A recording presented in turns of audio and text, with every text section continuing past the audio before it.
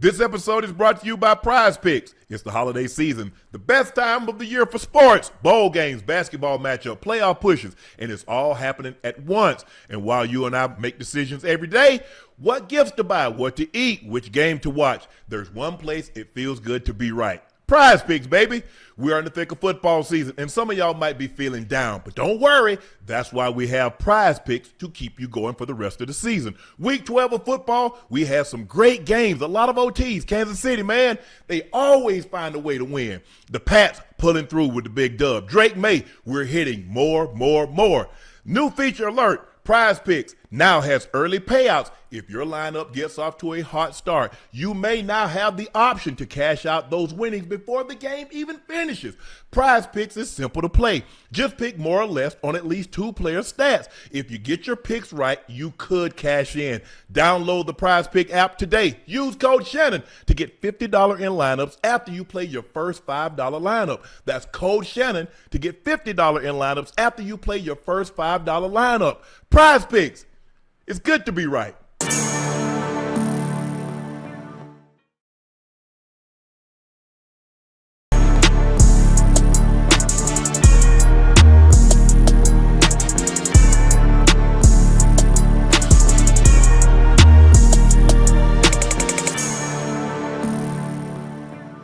Hello, ladies and gentlemen, and thank you for joining us for another episode of Nightcap. You know who I am. I'm your favorite Unc, Shannon Sharpe, and my partner and co-host, Liberty City's own, Bengals Ring of Fame honoree, a Madden ratings adjuster, a former Pro Bowler, and an All-Pro. That is Chad Ochocinco Johnson. Joining us every Wednesday night, the third member of the Big Three, University of Arkansas alum, Little Rock, Arkansas native, a seven-time NBA All-Star. Here he is, ISO Joe Johnson. Joe, what it do? Yep. What's up, baby? Happy early Thanksgiving to both of you and to everyone out there. Please make sure you hit that subscribe button. Please make sure you hit the like button and go subscribe to the Nightcap podcast feed wherever you get your podcast from. Ocho and I, Joe, myself, would also like to thank each and every one of you for your support every single time that we come on. We cannot do any of this without you. So thanks. Oh, thank you, guys. We're at now, Ocho and Joe, 1.9 million subs. Ocho, when we first started out, we had like 50, 60 that first night, and we grew and grew and grew, and we continue to grow. Oh, yeah. Thanks to each and every one of you that tune in with your eyes, your ears, and word of mouth, because none of this is possible without you. So, again, thank you for your support and your continued support. If you're trying to find a bottle of Shea by Laportier and you cannot find it in a state or city near you, head over to LaportierCognac.com and order yourself a bottle. We want to thank you, each and every one of you that's made Shea the success that it's become. Now, we do believe we have the best tasting premium VSOP cognac on the market, but don't take my word for it. Try it for yourself. Compare it against other premium VSOPs, and I'm sure you'll come to the conclusion that we already know. We have the best tasting premium VSOP cognac on the market. Please drink responsibly and stay safe. Check out my media company on all of its platforms, Shay Media, and my clothing company, 84, with 84 being spelled out. That link is pinned in the chat. We got very special guests joining us tonight. We got Giants wide receiver Wan'Dale Robinson joining us, and Lamont Roach Jr. joining us in a little bit. But first, Shedeur Sanders stood in front of reporters today, took questions about his next start. One reporter bluntly asked Sanders if Stefanski is trying to sabotage him in his first season. Ocho, Joe, let's take a listen to what the young man had to say. Hey, Shedeur, not from you, but all your supporters out there say that Kevin Stefanski was sabotaging you. So you just want to start trouble, huh? No, I want to ask you what your relationship with him is. Yeah, well, what people do outside the building isn't really in my control. It's not in my power, so I don't. Yeah, like I go out there and tell them to do whatever. You know, that's not nothing I could control or nothing I could do. But overall, you know, I'm just happy to be here. Coach Stefanski, been coaching since I got here, and he's been doing a very great job, you know, with everything that's going on. But what is your relationship like with him and when we don't see you guys together? Definitely like a coach. You know, he tells me what I need to do on and off the field. We've definitely grown. Our relationship and everything has grown, so I'm just thankful to be here. What the hell is a reporter fishing for? I You mean, know, you know what he's fishing for. Hey, listen, hold on. Hey, Joe, I don't like that, Joe. Listen, the focus should be on him having his second start, going to play the San Francisco 49ers. What's the game plan, or what's your thought going in to play them? Worried about this is business. This ain't about friendship. His job is the coach. Shedeur's job is to play. Simple as that. That's asking a stupid question. It had nothing to do with the game of football. I think. Hey, go ahead, Joe. Go ahead. okay, Ocho. I don't really think it was a stupid question. He asked a question that a lot of people out here want to know. A lot of people want to know, does Stefanski really mess with him like that? You know what I mean? Like, what's y'all relationship for real? Hey, reporters have a tough job, bro. They got to ask the tough questions. You know what I mean?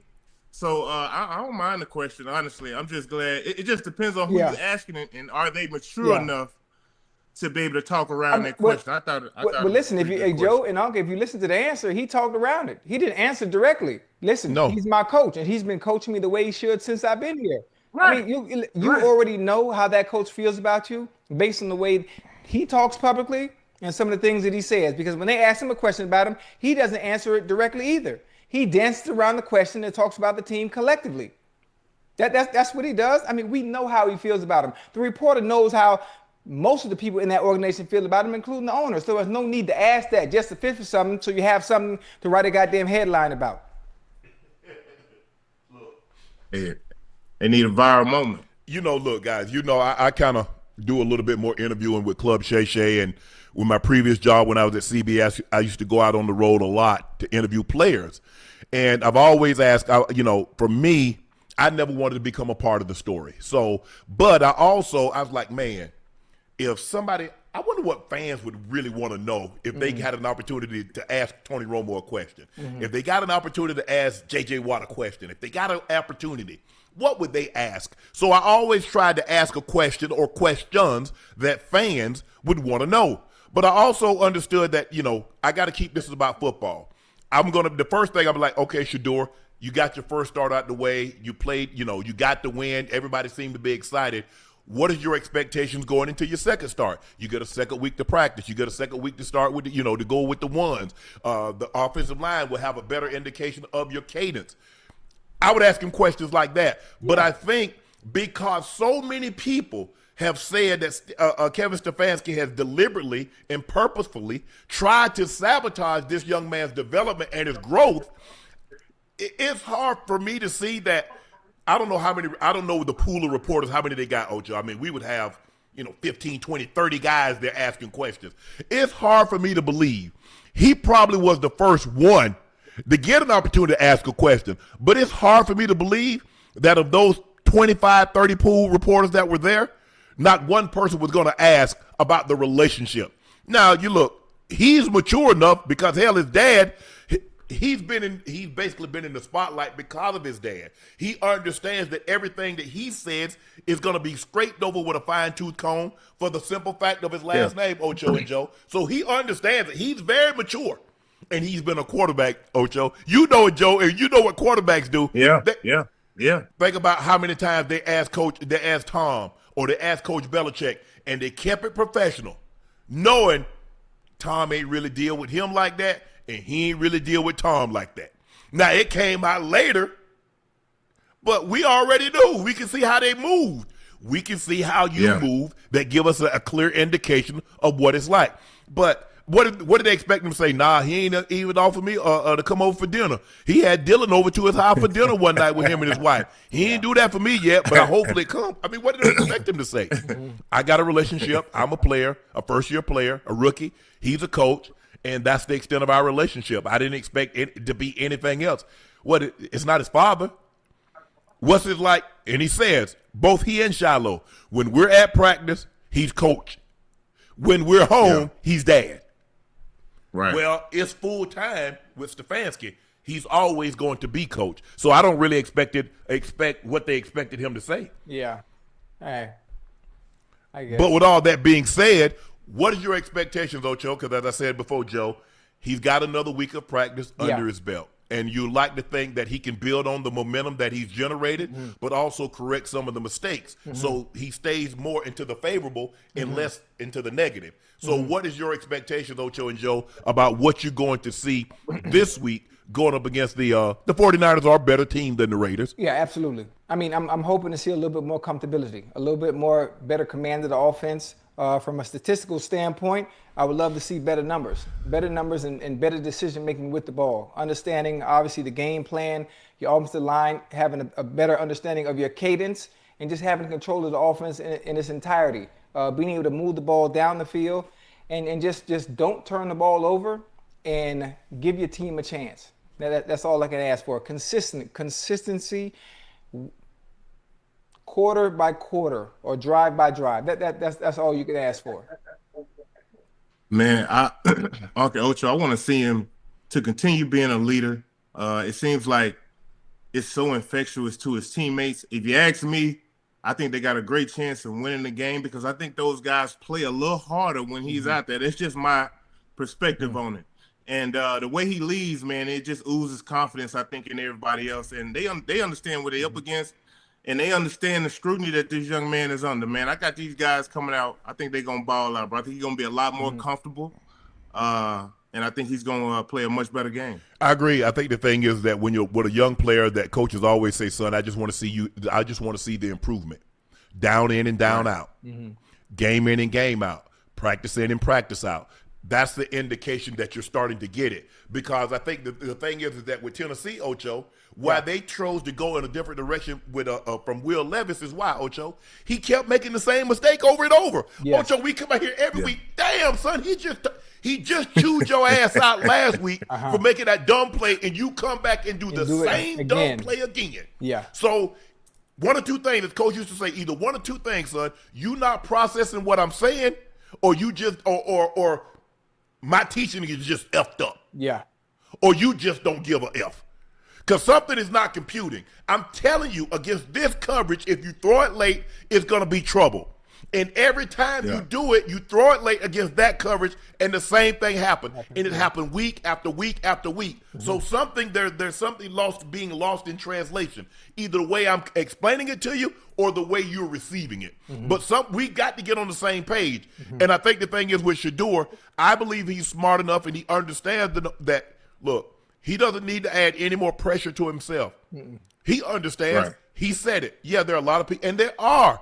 But there are a lot of people, and do I think there are a lot of people that want to see a lot of people fail? Yes. But I think more. I mean, obviously, if it's you going against my team, Ocho, hell yeah, I want to see Ocho fail. Hell, I want to see him catch 10 catches for 200 yards against me. Fail. Yeah. But there are people that don't even have a vested interest in it. They're not Browns fans, and the team that they root for aren't playing the Browns, and they're just rooting against it. That's what I don't understand. Yeah. If I'm playing your team and you root against me, that means, you know what? You think I could do something bad to your team. I expect that. But just to be like, I don't want to see him do good. He's entitled. How? I mean, you know, everybody going to have their opinion. You know how that go, Joe. Everybody going to have their opinion depending on who you are, whether it be the last name, whether it be his dad. Just everyone's going to have a reason not to like you. There are certain things that you can't control as a player. There's certain things that you don't need to worry about. The thing that you can control, you control that. What Shedeur can't control is the outcome of that goddamn game and offensive. How well he plays. And how well he plays. For him, I just want him to play. I want him to play free. I want you to play like you back at Jackson State. I want you to play like you at goddamn Colorado with the understanding and command of the offense and playing with that confidence, playing with extreme confidence, and everything else will take care of itself. As long as his offense, his supporting cast offensively, they got to play good. Judy, no more mistakes. Protecting the ball. Any deep balls, cover that thing up. If you got if you done ran out of real estate, either go down and get your ass out of bounds. Njoku, running back Junkins. I mean, all y'all have to play your part in order for him to have success. And I really think they have a good chance to win the game. I do too. Not because of the offense and not because of Shedeur, because of that goddamn defense.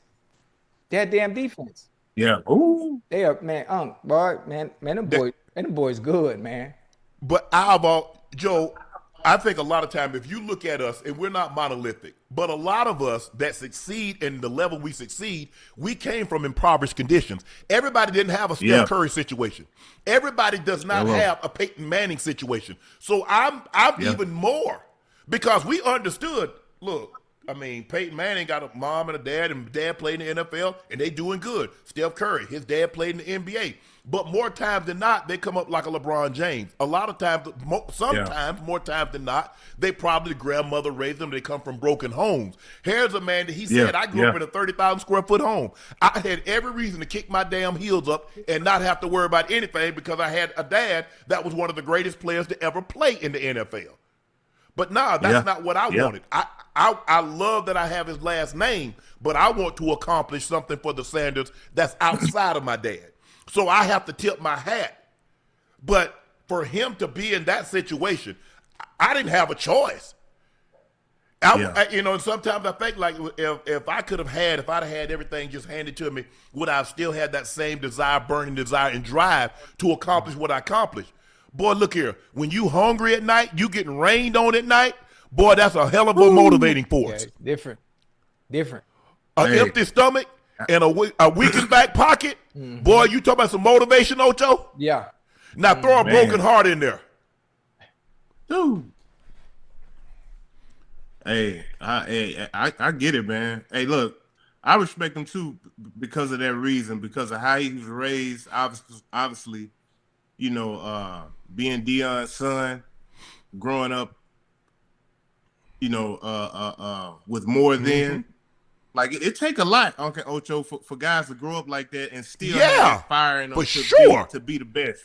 Yeah, so when I watch this young man play, I'm not gonna lie, I'm rooting for him every time he get out there on the field, because I'm like, man, at any moment he could have been to be like, man, I'm done with all this. But that man just he keep his head down, his confidence is high, and he continue to work to improve. So it's a lot of people who do want to see him fail, Unc and Ocho, but I also see a lot of people who want to see him succeed too. Oh, you see it?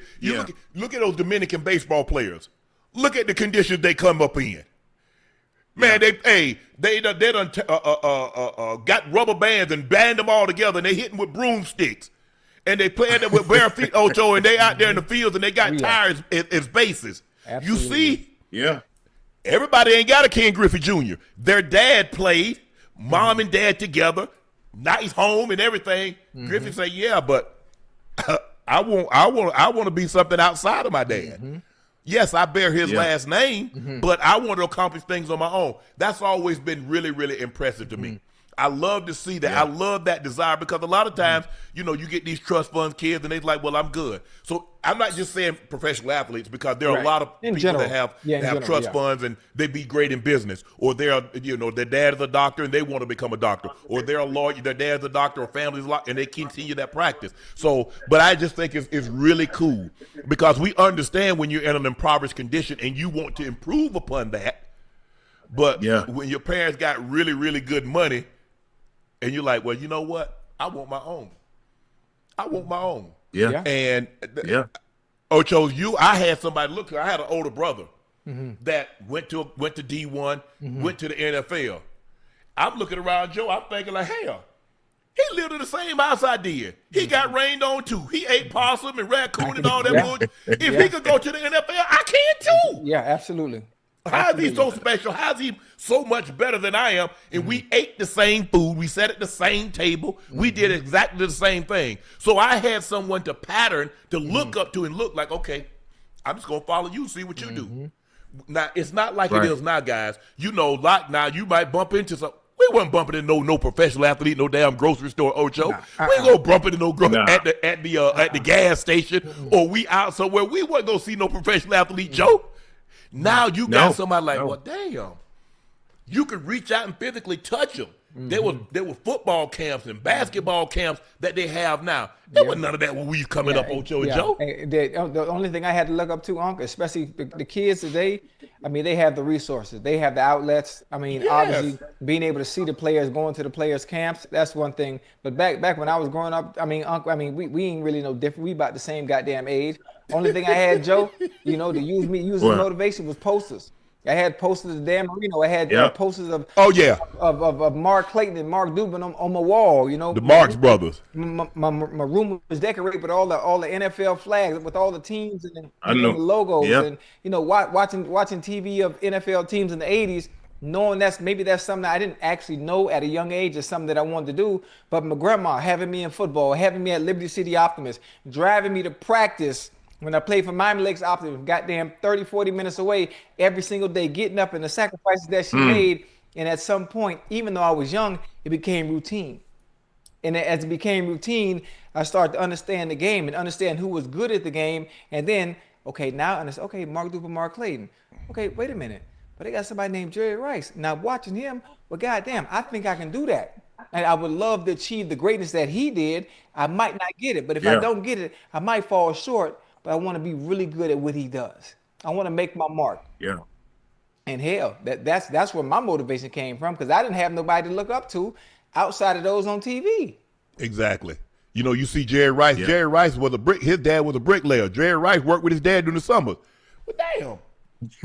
I'm pouring concrete. I'm laying asphalt. Hell, I'm working in fields. I mean, that was like the old black college guys, Ocho, the OG. Yeah. The first NFL players. That's how they did sharecrop. You look at the Willie Laniers and you look at all those old school guys. And I'm like, well, damn, they ain't much different than me. But it seems so far away, though, Ocho, because I never saw any of these guys in person. Right. So all we could do is just watch them on television. Yeah, I had a Larry Bird poster and a couple of posters hanging up. My grandma said, boy, get that ish off my wall. Because back then we didn't have no paneling, Ocho. So we stick Scotch tape or electric tape or that silver, what they call that silver tape? Duct tape. Duct tape. Yeah, duct Ocho, tape. we put that duct tape on them concrete bricks. And that thing up there forever. That thing up there forever. And so that's what I was like, damn, man, that'd be really cool. And you know, Ocho, you tell somebody you gonna go play in the NFL, you from a small man, you ain't going nowhere. Your ass gonna be working at the fruitcake company. You gonna be working at Rotary Motor, or you gonna be doing what you doing right now. Cutting grass, landscaping, and doing all that other stuff. I said, I'm gonna show y'all. So for Shedeur to grow up how he grew up, and to say, you know what? This is nice, but I want it for myself. Yeah. I think that says a lot about the young man. Absolutely. It does, though. Man. There are some people around the league that believe Browns owner Jimmy Haslam is ready to clean house, according to The Athletic. Head coach Kevin Stefanski, GM Andrew Berry were both hired in 2020, and the team has only one playoff game in that span. They also haven't been able to figure out the quarterback situation. Well, you had the number 1 overall pick. You had Baker. You hit it out the park with Myles Garrett. You got a transcendent player. Yes. And you could hope. I mean, look. If I get a number 1 overall pick, first of all, Ocho, you know what, Joe, a number 1 overall pick, I'm supposed to be able to plug him in, and he's supposed to be a multiple-time Pro Bowl player. He's supposed to be a multiple-time All-Pro player. Within his first 3 years, the number 1 overall pick, because the first-round pick is supposed to be a Pro Bowl player. Because that's what you said. I mean, you selected him in the first round. You're telling me, Ocho, he's a blue chip player, which means Pro Bowl. The higher up you select him, all pro. Yeah. All decade. That's what that's supposed to mean. Yes. I think you had Baker. Odell, and people like, well, he had Odell wasn't the same player. Odell was coming off that injury, and then what happened the next year he was there, Ocho? He tears his knee. Yeah. So he had 2 debilitating injuries. Jarvis was starting to slow. Jarvis, he never was a burner. He was a possession receiver. Yeah. And he started to slow down. And Njoku was young. So y'all telling me like Mike Evans and Chris Godwin and Emeka, Ibuka, and those guys, and look at the running backs that he got. That what he had in Cleveland? Different. Thank you. Different. Yeah, totally different. What you thinking, Joe? You think they're going to clean house? It's probably about time, man. I mean, we going back 25, 30 years talking about their quarterbacks, man. At some point, you got to clean house, start this thing over, see if we can get off to a much better start. I just think it's got to be something that's inside organization-wise that's got this franchise in this rut. You know what I mean? Like, I think it is probably about time for him to clean house. You just got to hit that one player. That's it. You got to hit that quarterback. And the most important player you need to hit is the quarterback. you got to get him, Ocho. Listen, Unc, that changes everything. Look at the Texans. Look at the Commanders. Hell, look at the Packers. The Packers have been lucky. Hell, they didn't have 3 quarterbacks in 30 years. Everybody can't be as fortunate as them. No. Everybody can't. Right. No. They just can't. And once the Cleveland Browns figure it out, regardless of who you fire, who you hire, if you ain't got no quarterback, you're going to be right back in the same goddamn situation regardless. Yeah.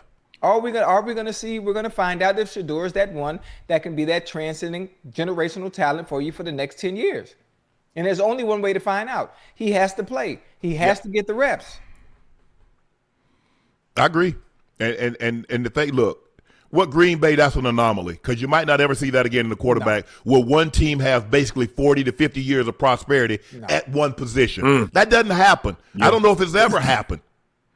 But if you look at the Patriots had a down, then they get Drew Bledsoe. And then all of a sudden the Mo Lewis happened to Bledsoe, and then they get Tom Brady. And they have Mac Jones, but I thought Coach Belichick did him a disservice by getting people that's never called offensive plays to be in his ear and to call offensive plays. Now what do? They get Drake May. So you talking about a situation where you might have, with the exception of maybe 3 years, you might have another 10, 15-year stretch where in 40 years you've had 3 quarterbacks. That just goes to show you just how special that one player, how transformational that one player is. Nobody can impact the game like him. Now, maybe if you get a starting pitcher, we'll see.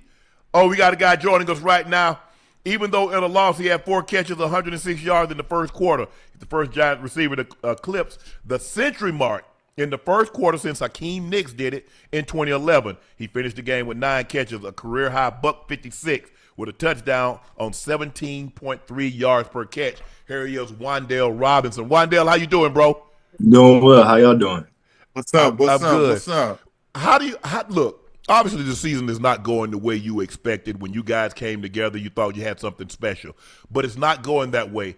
How do you still go out there, practice hard, meet deliberate, go out there and play your tail off, even though you're like, you know what? We're not going to the playoffs. There's not a whole lot to play for other than the name on the back of this jersey.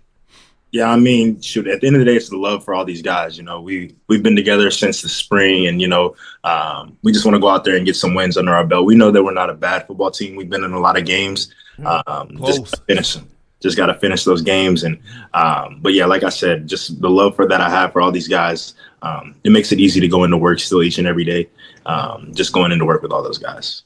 Hey, how does it feel for you? Obviously, the injury bug has hampered you guys a little bit. Skedabo going down. Malik Neighbors went down earlier this year, and to be able to step up the way you do, what does that feel like to be able to step up and show that you also can be a go-to target? Almost, I mean, those type of numbers you put up, you know, this previous game, those are number 1 numbers. Yeah, those are number 1 numbers, and that lets everyone know every time you step on that field, you're auditioning. You're auditioning. So. Yeah. How does that feel to be able to have a game like that, to let people in that not stadium building, in that building know that you can also be that guy too? Yeah, no, I mean, I just think it's the way that I work. I just try to come into work each and every day with the same mindset. Just practice hard. At the end of the day, always being available for our quarterbacks. And, you know, I've always felt like I've had the talent. I just needed some opportunities just to go out there and just do everything that I wanted to. I like it. Hey, Wan'Dale, what's up? What's happening? Man, I seen you were nominated for the Art Rooney Award, the Sportsmanship Award. What does that mean to you, bro? I mean, I don't really know who is the one nominating everybody or whatever, but I mean, I'll take it. I say, yeah, I'll take it. But, you know, I just try to treat the game the right way. I've been playing this game since I was 5, and my dad taught me at a very young age. I mean, at the end of the day, my mindset's to kill out there, but, you know, you still got to respect everybody that you're going against. And, you know, everybody's out there trying to feed their families too. So, you know, just trying to respect everybody. But at the end of the day, I'm still trying to go out there and do what I got to do. Hey, before the season started, did you set some personal goals? Obviously, we all have team goals. There's something we all want to achieve. When we go into training camp, the goal is obviously to get the Lombardi and reach the Super Bowl. But do you have any individual goals that you set this season? I mean, more so it was just solidifying myself as the best slot in the league. That was really the main thing at the beginning. Having to move outside a little bit more whenever Malik went down, so just had to expand my route tree and stuff like that. But I really wanted to solidify myself there. You know, always being available on third down. That's really the big down in this league, especially for a guy like me. Right. You know, just always wanted to be open and just be there for our quarterbacks. And now I like that you just said being able to go outside, wanting to solidify yourself as one of the better slot players. How has that transition been for you? Because you know that outside, that's a different animal. Yeah. It's different out there. You got to be on your P's and Q's. You got to be able to dot your I's and cross your T's because you know you on that island. How's that transition been for you? You know, being able to play not only on the inside, but now having to force your way and being able to play outside. I mean, it's been great. I say, really, I just think it comes down to studying and figuring out the guys that you'll be going against out there, and you know, using my strengths to my advantage, and not letting guys touch me. That's really the big thing. And once guys, I feel like they can't get their hands on me, then it's kind of wraps. Oh yeah, it's a wrap. Right. Hey, who you model your game after? I mean, coming out of just my whole life, I love Percy Harvin, Tavon, Anthony Thomas. Those are like my guys, just because you know they were smaller. They did a little bit of everything. Percy wasn't, I wouldn't say the smallest, but he just did a little bit of everything out there on the field. Nice. So those are the guys that I definitely used to always just look up, watch their highlights and stuff like that, and just want to be like. Yeah, that's what's up. Wan'Dale, in the game, you guys get the ball. You're on the 6-yard line. You're up 3. You're like, man, if we kick this field goal, we go up 6. Now they got to go all the way down the field, get a touchdown. So what are you thinking? Because I've been in situations, I'm like, kick it, punt it. You know, I'm like, come on, man, come on now. Hey, don't put it. Hey, your job is don't cost us the game. I'm not saying, look, don't cost us the game. Players don't know, hey, coaches, but don't you do it. We worked our ass off. And then you have your teammate, he tweets something, but then he deletes it. So what's your mindset in that situation? Are you like, yeah, coach, let's go for it? Or what were you thinking when you was like, damn, we going on 4th and goal from the 6th? Yeah. I mean, I see both sides. At the end of the day, I mean, it's kind of like you said, we kind of felt like, you know, the season's not going the way we wanted to, so why not go ahead and just try to put the dagger into the game. I mean, hindsight's always 20/20. If we would have got it, I feel like everybody would have been like, "Oh, great call, da da da da." Yeah. But then obviously we didn't execute on that play, and felt like the Lions they had a really good call for what we were gonna do. But I mean, I'm all for it going forward on 4th down. I mean, I think our coach had ultimate confidence in us going forward, and you know, we were just able to we were moving the ball well the whole entire game, and you know, just wanted to go out there and score a touchdown and just try to put the end to the game right there. Did you tell Jameis, throw it to me or throw it out of bounds? I'm gonna get, throw it to me or throw it out of bounds, Jameis. I'm just saying, hey, that's between me and you, and they got to go no further from my mouth to your ears. Throw it to me or throw it out of bounds. No, I ain't go. I'm never going to tell our quarterbacks where they got to go with the ball. I trust them, and I mean, I think they have the ultimate trust in all the other guys around us too. That play actually, the backer, he kind of cut me off on the drag route, so I was kind of dead on that one. So I was a little sick off of that. But tell us about adjusting your game to 3 different quarterbacks. You start the season with Russ, and then you get Jackson. And then now you have Jameis, and it's different.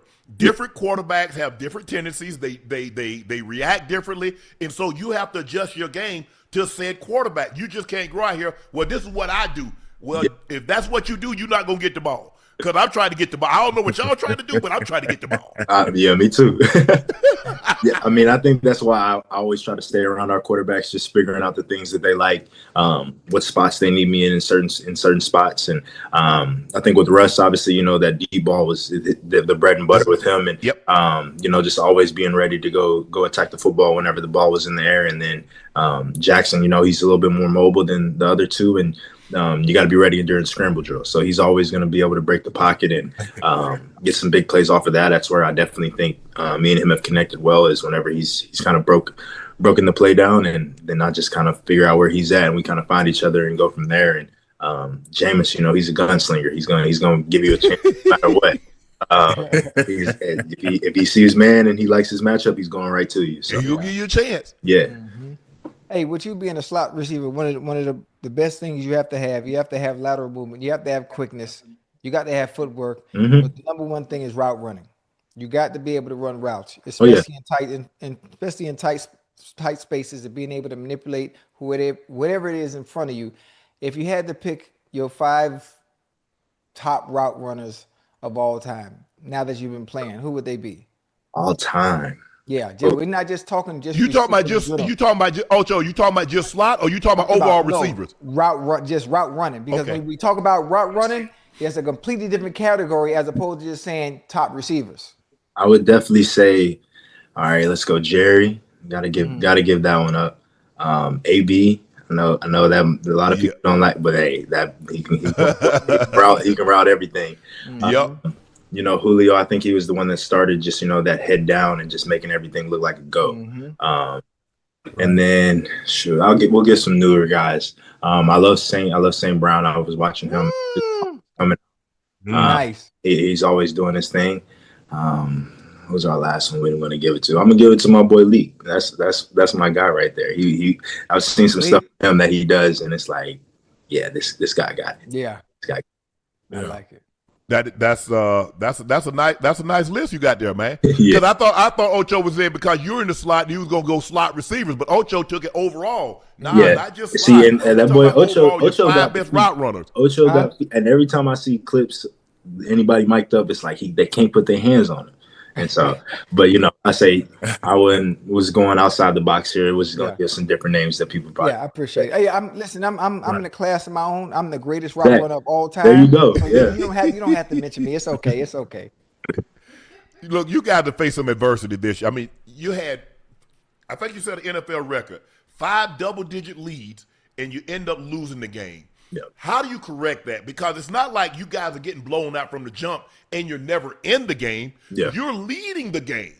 I mean, the Broncos situation, they scored 33 points and like that. You're like, how did we let this game slip away? How did we let the Detroit game slip away? How did we let – I mean, you had New Orleans there to right and then a couple of turnovers and that goes haywire. Yeah. What's going through your mind when you're like, oh, man – and next thing you're like, damn, here we go again. Honestly, man, it just be feeling like a movie sometimes. It's like, is this really happening? Like, for real, I'm like, is this really happening right here? But, you know, I mean, sometimes it's just like, hey, we played a part in it. Our defense has had some mishaps and stuff like that. So it's on all of us. You know, we just got to come together and figure out a way to finish these games. Been very tough for you guys. Your head coach got dismissed. Scatterbo out for the season. Yeah. You get Malik Neighbors out for the season. You get Jackson Dart. His situation with the concussions, he's out. Don't know if he's gonna play this week.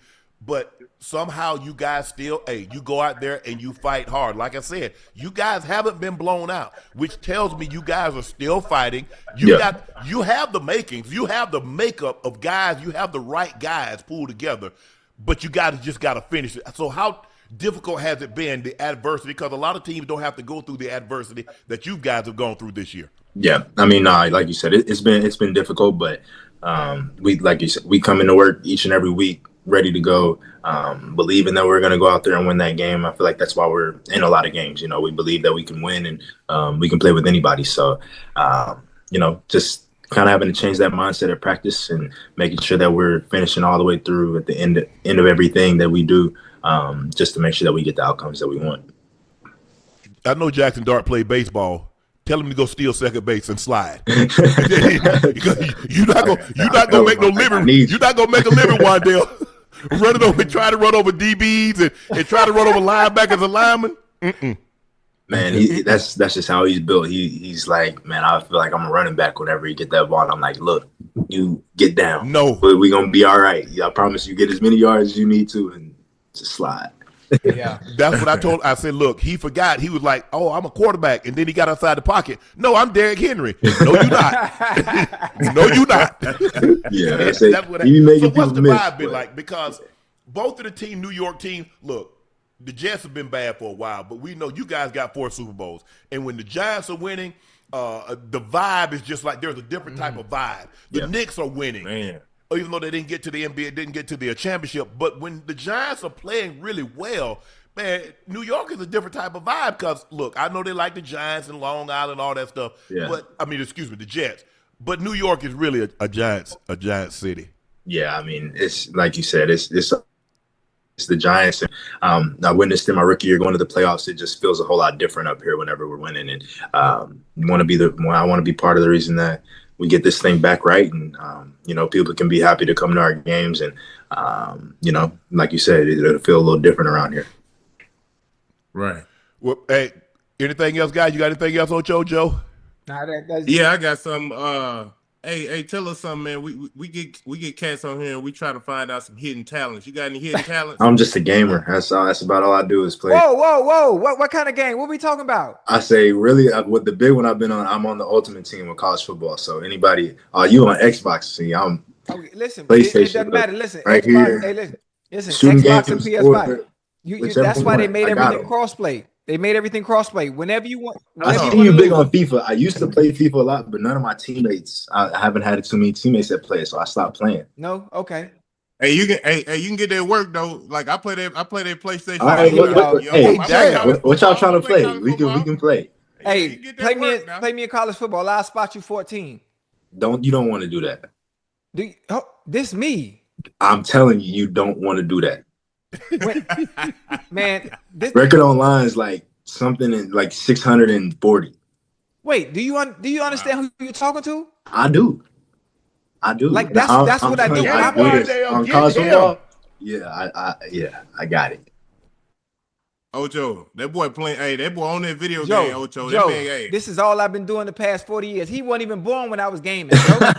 Right. Come on, man. Right, Joe, this is what I do, okay. Joe. All right, I got you. Huh? I'm with y'all. Hey, who do the rating for Madden?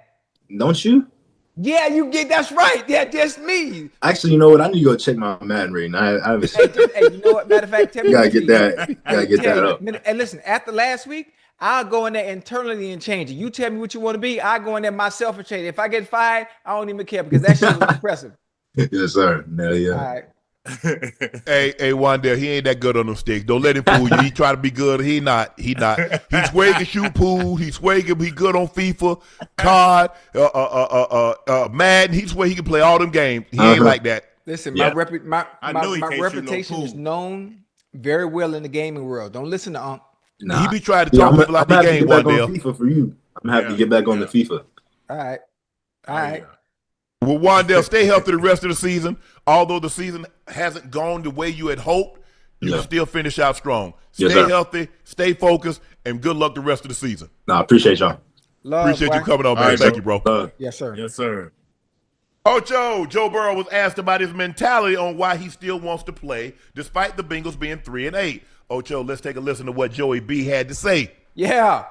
You understand? Yes, I understand why people feel that way, but if you look at it from my perspective, I'm a football player, and if I get hurt, I'm going to go through the rehab process, and then I'm going to let everybody know when I feel like I can go out there and play.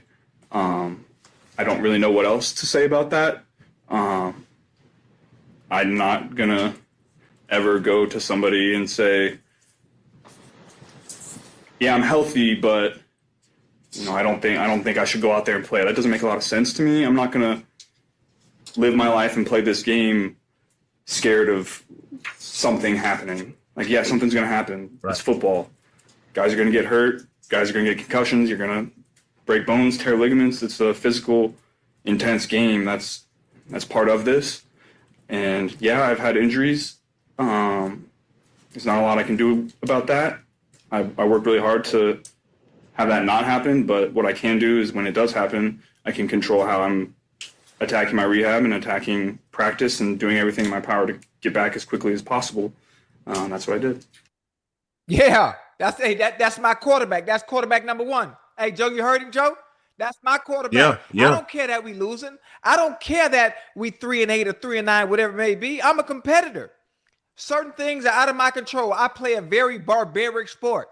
And the chances of getting hurt, the chances very are really good. Very high when you play this game. Some players have been fortunate to be able to play it for a very long time with no injuries, but everybody is not afforded that luxury. Nope. Therefore, when injuries do happen, what I'm gonna do? I'm attacked rehab and therapy the way I should so I can get back as fast as possible because I'm a competitor.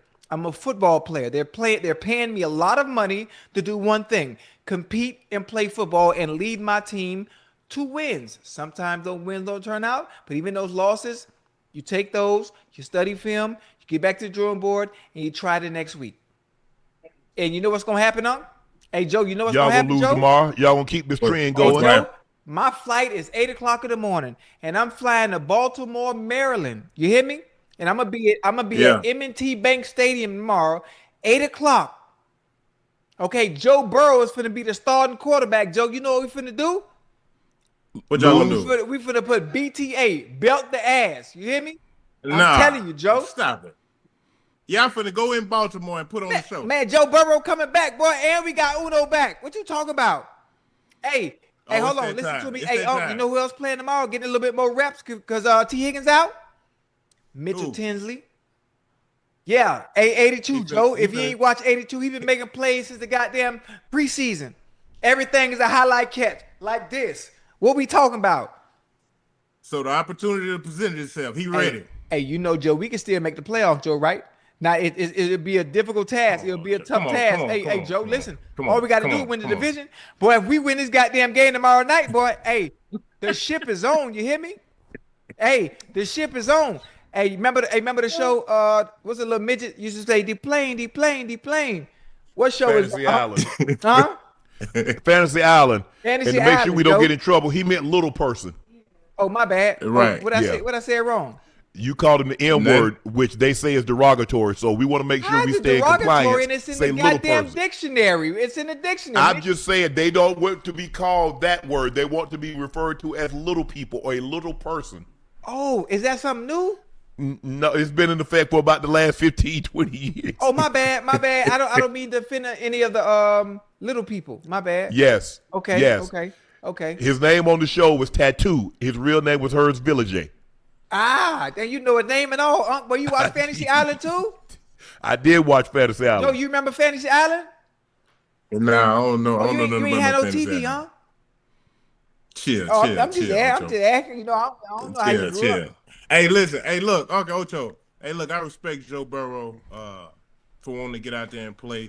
You know, obviously, I think we all know the money that he makes, but at the same time, you know, when we first started playing this kid game when we were younger, football, basketball, I think we all pretty much played this sport, and it gave us, I want to say, a sense of freedom from anything you was going through, right? You know, so now he's dealt with these injuries. The most fun he probably have is when he's out there on the field. Yeah, I think he's really trying to get that feeling back. He's trying to rekindle that feeling outside of what he makes or outside what they can do as a team, whether they can make the playoffs or not. I think he just wants the guys to know that, you know, he there for him, man, and that he wants to make this thing right. And if they can make the playoffs, Ocho, obviously he wants to be out there and lead that charge. So I respect. We get a paycheck, and the paycheck don't say, well, if you're potentially out of the playoffs, you can stop playing. Yes. Right. We collect, we sign up, like, okay, we get hurt during the season. If at any point in time we can come back, now they might decide to say, no, we're going to sit you down. But you do everything you possibly can to get back. When I broke my collarbone, Ocho, they didn't put me on IR because they said, well, what do you want? I said, well, give me a chance. Let me see if I can rehab and come back. Right. We started the season 0-4, and by the time I think we probably end up winning like 4 or 5 games. Right. No, that's not what I didn't sign up for just to play in good times or we winning. Right. I signed up to play football. Yes. And it doesn't matter the record. If I got hurt at some point early in the season and I was fortunate enough to be able to come back, I wanted to come back and play. And I did. I dislocated my elbow. Hey, I came back and played. Right. We didn't make the playoffs. We lost. I think we should have beat the Jets. But anyway, that's another story. But no, I have no problem. And I was joking, Ocho, like, man, why that man coming back? But I get why he's coming back because he's a competitor. That's what we do. We compete. Yeah. What do I look like? Yeah. I'm healthy. I'm healthy as F with 6 games to go. And they out there fighting. Huh? Yeah. Nah. A real competitor. Yes, a real competitor can't sit back and watch. No, you can't. Yeah. No. And that's not what we signed up. If we can play, we playing. A lot of times, think about the stuff that we play through. Now he's coming off an injury. He's been out, 9-10 weeks, but he's healthy. And he's going to play. He wants to play. They want him to play. And if what you're saying is true, for them to have any chance of making a run, he's got to be at the helm. He's got to captain the ship. Yeah. And one thing about our captain, One thing about our captain, Joe Sparrow. That's who it is. You mean Jack Sparrow? But okay, I know you. Yeah, Joe Sparrow. That's what it's going to be tomorrow. Pirates of the Caribbean. Yes, we finna captain it. We finna captain this shit tomorrow. All Ravens fans. I know we got Ravens fans in the chat. With all due respect, I love y'all. I do everything, with grace, and I always appreciate y'all and show y'all love. But tomorrow night at 8 o'clock, when it kicks off at 8:15, when the clock hit, when it get about 10:05, I don't want to hear no crying. Don't be coming here making no excuses. Talk about the refs. Don't talk about we cheated. Or we can't stop Joe. You can't stop Chase. I'm telling you, it's going to be BTA. Let's go. I already know Derrick Henry. Derrick Henry about to have 150. On who? Y'all sorry ass. Man, listen. Hey, Demetrius Knight, you hear me? Remember that name. Hey, Joe, remember that name? He at the top of the leaderboard and missed tackles. Hold on. Y'all got 5 guys in the top 10 and missed tackles. Joe. Both your middle linebackers and your safety. What position Geno Stone play? What position Stone play? Hey, he plays What safety. position he play? I'm asking you a question. Hold on. Jordan Battle is leading the Bengals in tackles. Okay? Don't worry about Geno. Hey, don't worry about Geno Stone. He going to get a pick and take it to the house. I ask you a simple question. What position does he play? Safety. Okay. Y'all got 5 guys in the top 10 and missed tackles. That might explain why your defense is good and terrible. Okay. Both of your linebackers in the top 3. Hey, but that ain't none of my business, Joe. I don't even know why I brought it up. I apologize. Hey, you know what? Everything is week to week. All them stats don't matter. Week to week. This is a new game. This is a new week. So you talk about stats that happened. Y'all lost last week. Y'all lost the week before that. The week before that. The week before that. Hold on. Not only is it a new week, this is a division game. A division game, and most of the time, it's close. Y'all lost a bunch of them. It's close. Well, listen. At some point, we got to win. Why not tomorrow? No. On Thanksgiving. Ain't no game. Yo, you don't got to. Oh no, we finna win. The Washington, who's that? The Washington Generals didn't win. Harlem Glows try to beat them every time. They lost 8,000 consecutive games. So you ain't got to win. All right, you gonna see? You know what? Hey, Unc, you talking real spicy, Unc. You talk. Yeah, you. The Tampa Bay Buccaneers. Look at all them games they lost. Keep that same energy. Keep that same energy with me on the show tomorrow night. Oh, they ain't going nowhere. All right. I have my Ravens helmet out. Where is it? Yeah, there it is right there. Don't worry about it. Had that I same should have Shelly had Shelly. You know what? I'm going to have Shelly ship my Raven shoes up here. Yeah, had that same energy. I'm excited. I can't wait. And it's going to be I don't know what for. It's going to be like 30 degrees, Joe. It's going to be like 30 degrees, Joe. I'm going to be on the sideline. It get cold. Yeah, right. It get cold in Baltimore and in Cincinnati. So I don't know how the weather going to impact anybody. I know. Man, what time them boys play? What time them boys y'all got the afternoon game. What time? Yeah, what? yeah. 1 o'clock? 4:30. Okay. Well, who the first game? Detroit, Green Bay. Green Bay? Okay. Yeah. Okay. I'm excited. I can't wait. Me too. Yeah. You can wait. I mean, when your mom told you she gonna tear your ass up, you like, oh, I can't wait to get that. I can wait. Yeah. Well, you can wait that ass cutting. Sound good. But I mean, the Ravens gonna give you exactly what you're looking for. Hey, you doing all that talking like you gonna be on the field. You ain't gonna be out there to help them. Yeah, they don't need me. Hey, you not gonna be out there to stop Chase. You're not gonna be out there. Y'all ain't nobody gonna be out there to stop L. Watch. Oh, I can't bad big stop King who? Henry be coming down here. Stop who? King Henry. The only person that's gonna do something is 8. The only person that's gonna do something for y'all is 8. Zay going for 100. Man, we finna lock. Man, hey, what? Hey, so you saying Derrick Henry ain't gonna have 100 yards? Man, we finna tomorrow? smack Derrick Henry in his head, man. We don't even see that. You hear me? We don't even see that. We don't even see it. We standing on business, man. What you talking about, dude? And you standing on the law. I know it.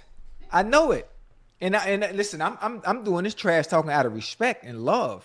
I'm not being malicious. I'm not being disrespectful. I'm just trying to let Ravens fans know what's going to happen tomorrow night. We already know what's happened every time Lamar Jackson played the Ravens. L for the Bengals. Yeah, all right. Keep that. You don't want to bet none.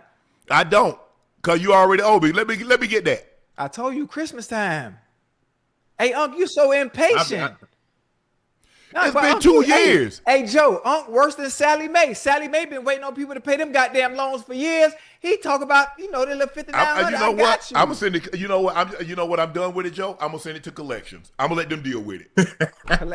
So when you credit 505, right? Oh man, hey, Unc, don't do that to you. Don't do that. I'm gonna send it to collection. I'm tired of it. I should not have to beg this man, Chad. Y'all think I should have to beg this man about my money? You're not even begging. He gonna give me my money on Christmas. That's a good gift. What? I'm just trying to figure out. Chad, you go to work. Your boss say, you know what? I ain't gonna pay you.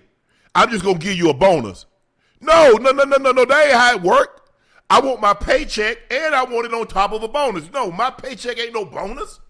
What they do that in? You know what? Just send it to collection. I'll let them deal with it. I got you, dog. You my dog, man. You my dog. Nope. No, I'm tired. I'm tired. I can't. Hey, the old people say I can't go no further. I can't go no further, chat. Hey, Joe, I'm saying that's crazy, chat. Hey. This man gonna give me my money as a Christmas gift. It's a Merry Christmas, Hey, Joe, what is the holidays for? What is Christmas about? Christmas is all about giving. It's all about giving. You can't give me my own money. No, that's like shooting dice. You had to, Joe, when you gambling and you rolling dice, you can't lend somebody money and then he gonna tell me I got the fade. No, the F you don't. Right. You ain't fit to fade me with my money.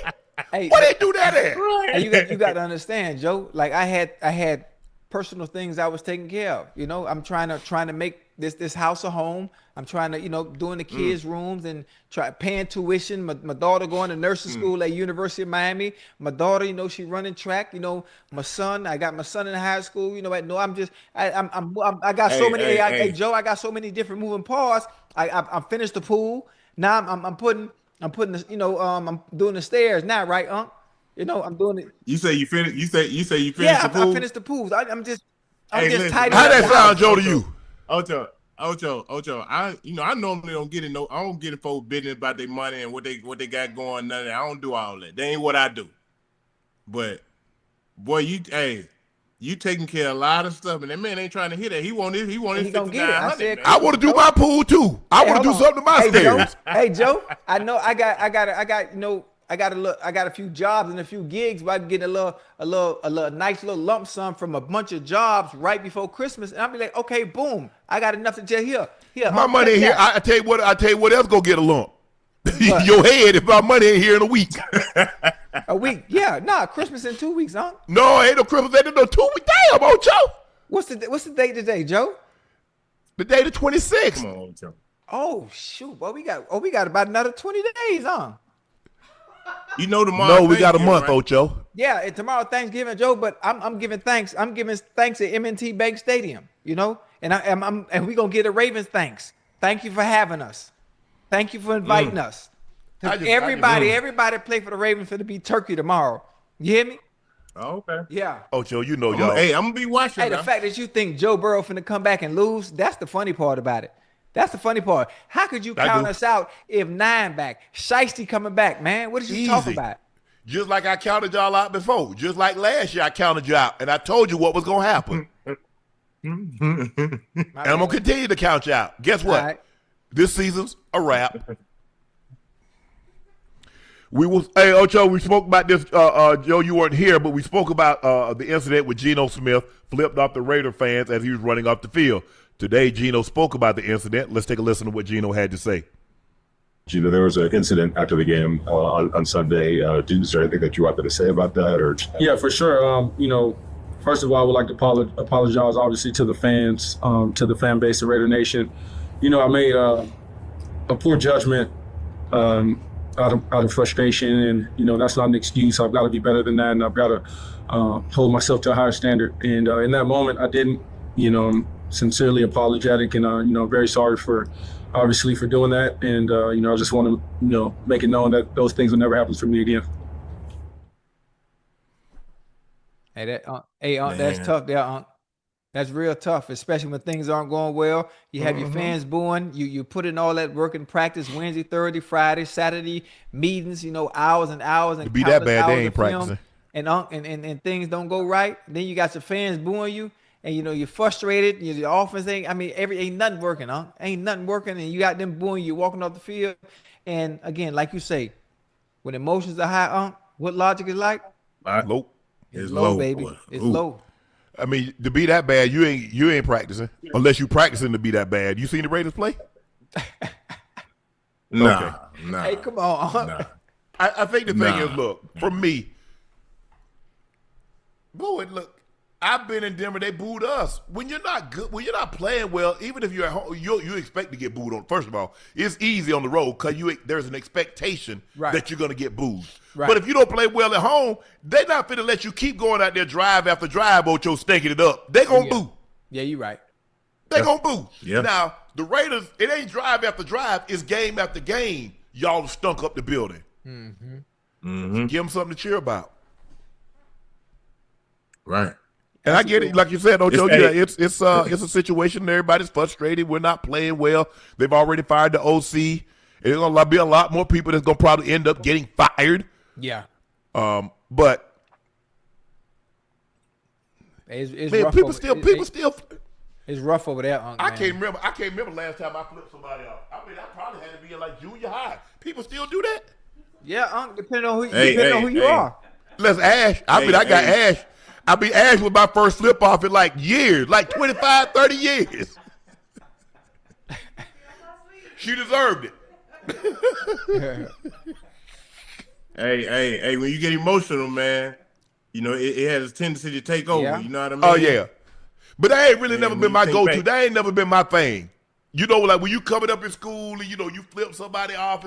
That wasn't my thing. Now, I said your mama a couple of times? Yeah.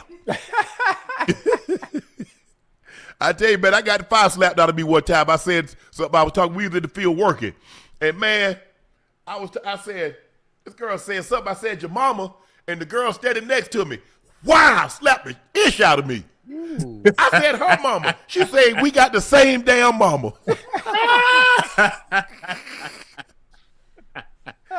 Yeah, nah.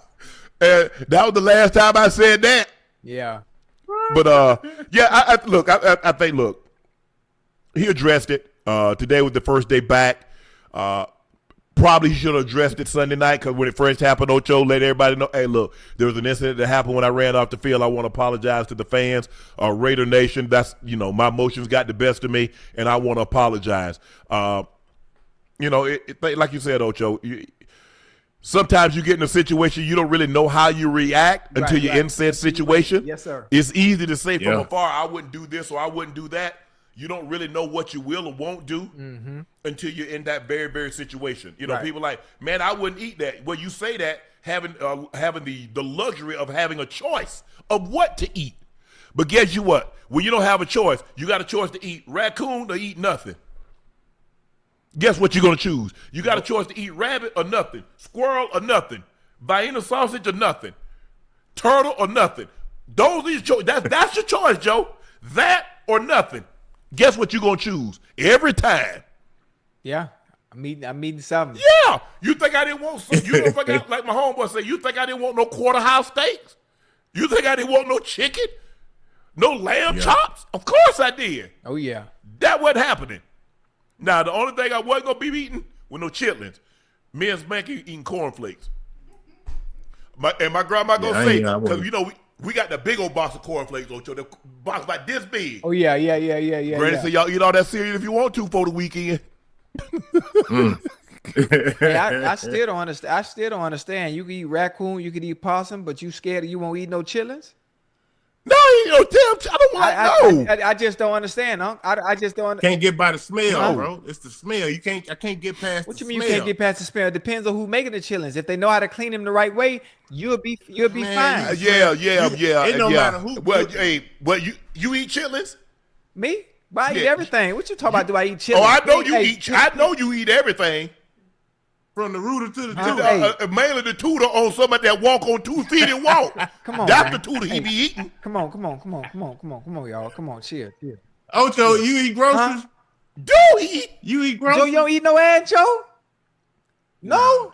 Joe, you ain't no man, Joe, never- you come on, you beat Hey, man. hey, Thank you. Ocho, I ain't Joe from the I old ain't guard. never been that freaky. Oh, Joe from the I ain't old never been that guard. freaky. Joe, I did amateur porn back in the day, and I used to be a stripper. So what you expect from me, Joe? What you expect? Joe, the man kind of got a point.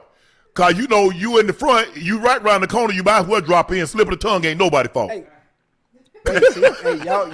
y'all acting sassy on here like y'all ain't never did that. So I'm just keeping it I'm gonna 100. let y'all I'm keeping slide. it I'm gonna let 100, y'all Ocho. slide. Don't do that. Hey, I ain't gonna tell no lie to you because it sound fly to you. I'm keeping it What you 100. said?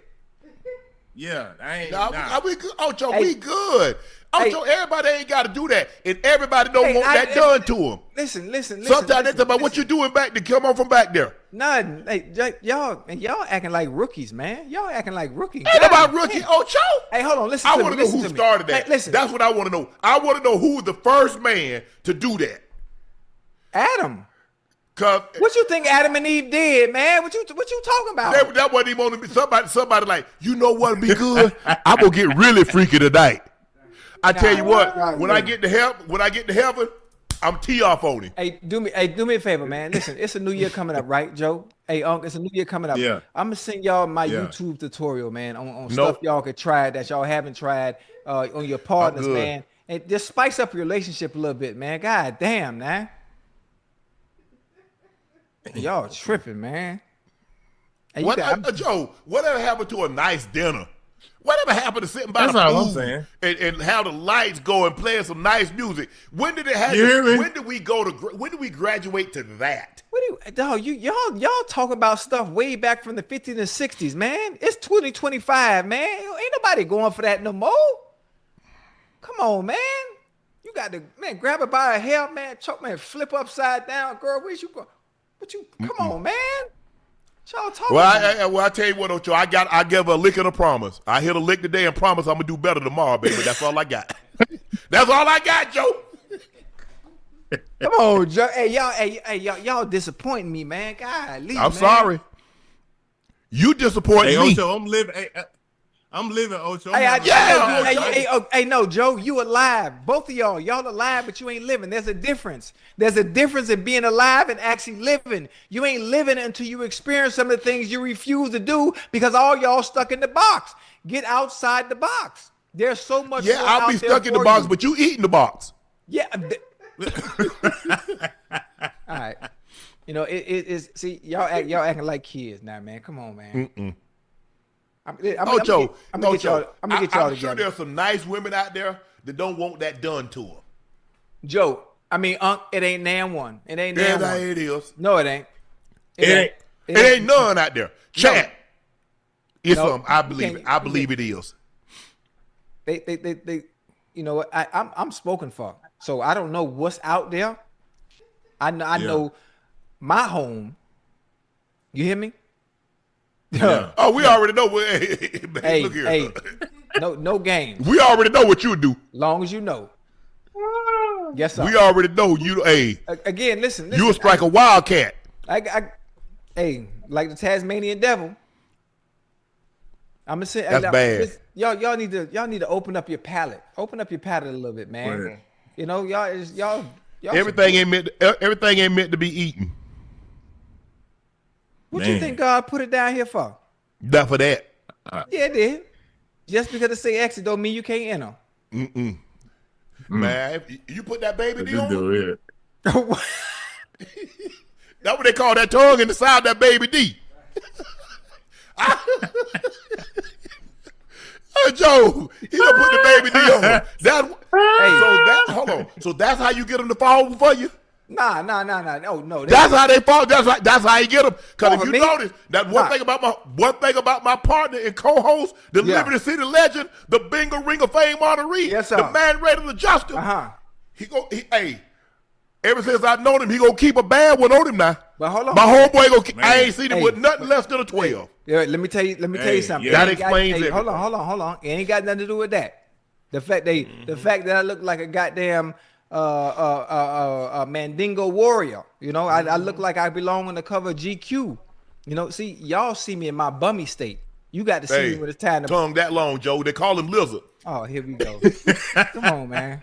Yeah, they call him Lizard. Nah, that ain't got nothing to do with it. Nah, Ocho. I mean, some things, Ocho, you just got to say, you know what? Hey, got to draw the line somewhere, Ocho. Nah, listen, when you draw lines, it's supposed to be in the goddamn sand. That's it. That's the only place lines supposed to be drawn. And don't cross it. It don't cross this line right here. Nah, y'all ain't living, man. Hey, 55% of the women say they don't like it. Nah, Ocho. Hold on, what 55% of what women? In the chat, we put it up. In the chat. They ain't lying. They ain't lying. They telling the truth. They don't like that. Hey, but it's 45. That's pretty high, for the ones that do like that. Damn, Joe, you thought it was going to be 0? I ain't think it's going to be Ocho talking about 50 to 60. Joe born in the 30s and 40s. Man, damn, Joe. I think I'm a little bit. I think I'm a little bit more adventurous than Joe. I finally found somebody that's less adventurous than me. Man. Hey, man, let me stop before y'all get me in trouble with my baby, man, because I know she watching. Y'all gonna get me in trouble now. No, I don't want to be in no dog house. Hey, I feel you, Ocho, but boy, I know a couple Florida cats too, boy. Hey, y'all some wild boys, man. Hey, Joe, we not wild, Joe. We just living. We are living. No, I'm living. Hey, Joe, I'm living. We living. Y'all ain't living. You just doing things that are comfortable with you. You have to learn to be comfortable being uncomfortable, and y'all just not. You stuck in this one box, this one little space, and you don't want to go nowhere. I'm telling you. I'm gonna email you my YouTube tutorial and step by step in ways to improve the other side of your life. Just send me $20. I got you. I'm gonna send it to you. And Ash put the poll up. Baby, I ain't got nothing to do with that. I ain't got nothing to do with it. Well, I ain't got nothing to do with nothing. Oh boy. Yeah, we had to put that poll down. Ain't nobody doing it but Joe. I mean, Ocho. but Joe is a little bit more old school, a little bit more archaic than me, and that's saying something. Yeah. Nah, I'm gonna tell y'all what it is. See, y'all football cats, y'all a little different. Y'all operate a little different from basketball. What guys. you mean? Y'all, I'm gonna keep it 100. Y'all a lot freakier than us. Yeah, probably so. I ain't got nothing to do with it. Hey, Joe, don't got nothing to do with it. We stronger though, Joe. So yeah. So I know you like to see it. You like yeah. Nah.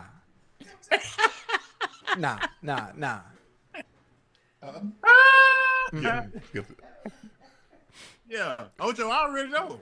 I already know you get down. I already know. Listen. It's so funny. I can tell y'all a quick story.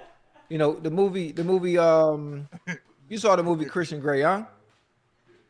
Not talking about the movie Christian Grey. Damn, what's the name of that goddamn movie, chat? 50 Shades of Grey. Where Unc go? 50 Shades. Yeah, 50 Shades of Grey. So you know, I tried to audition for that. So I didn't realize that they wanted someone Caucasian of a lighter complexion. Joe. What the hell is that? What you doing with that? That's what I'm saying. I be walking around. You know what I'm saying? You know what I'm saying? Hey, he said he ain't got all the muscles for that. Hey, Joe, she ain't got but one leg. It don't matter. You know what I'm saying? It don't even matter, Joe. Hey, man, you should. Why? Hey, hold on. Why the hell you got a goddamn skeleton? Halloween was last month. Well, he going over anatomy. Hey, Ocho. Huh?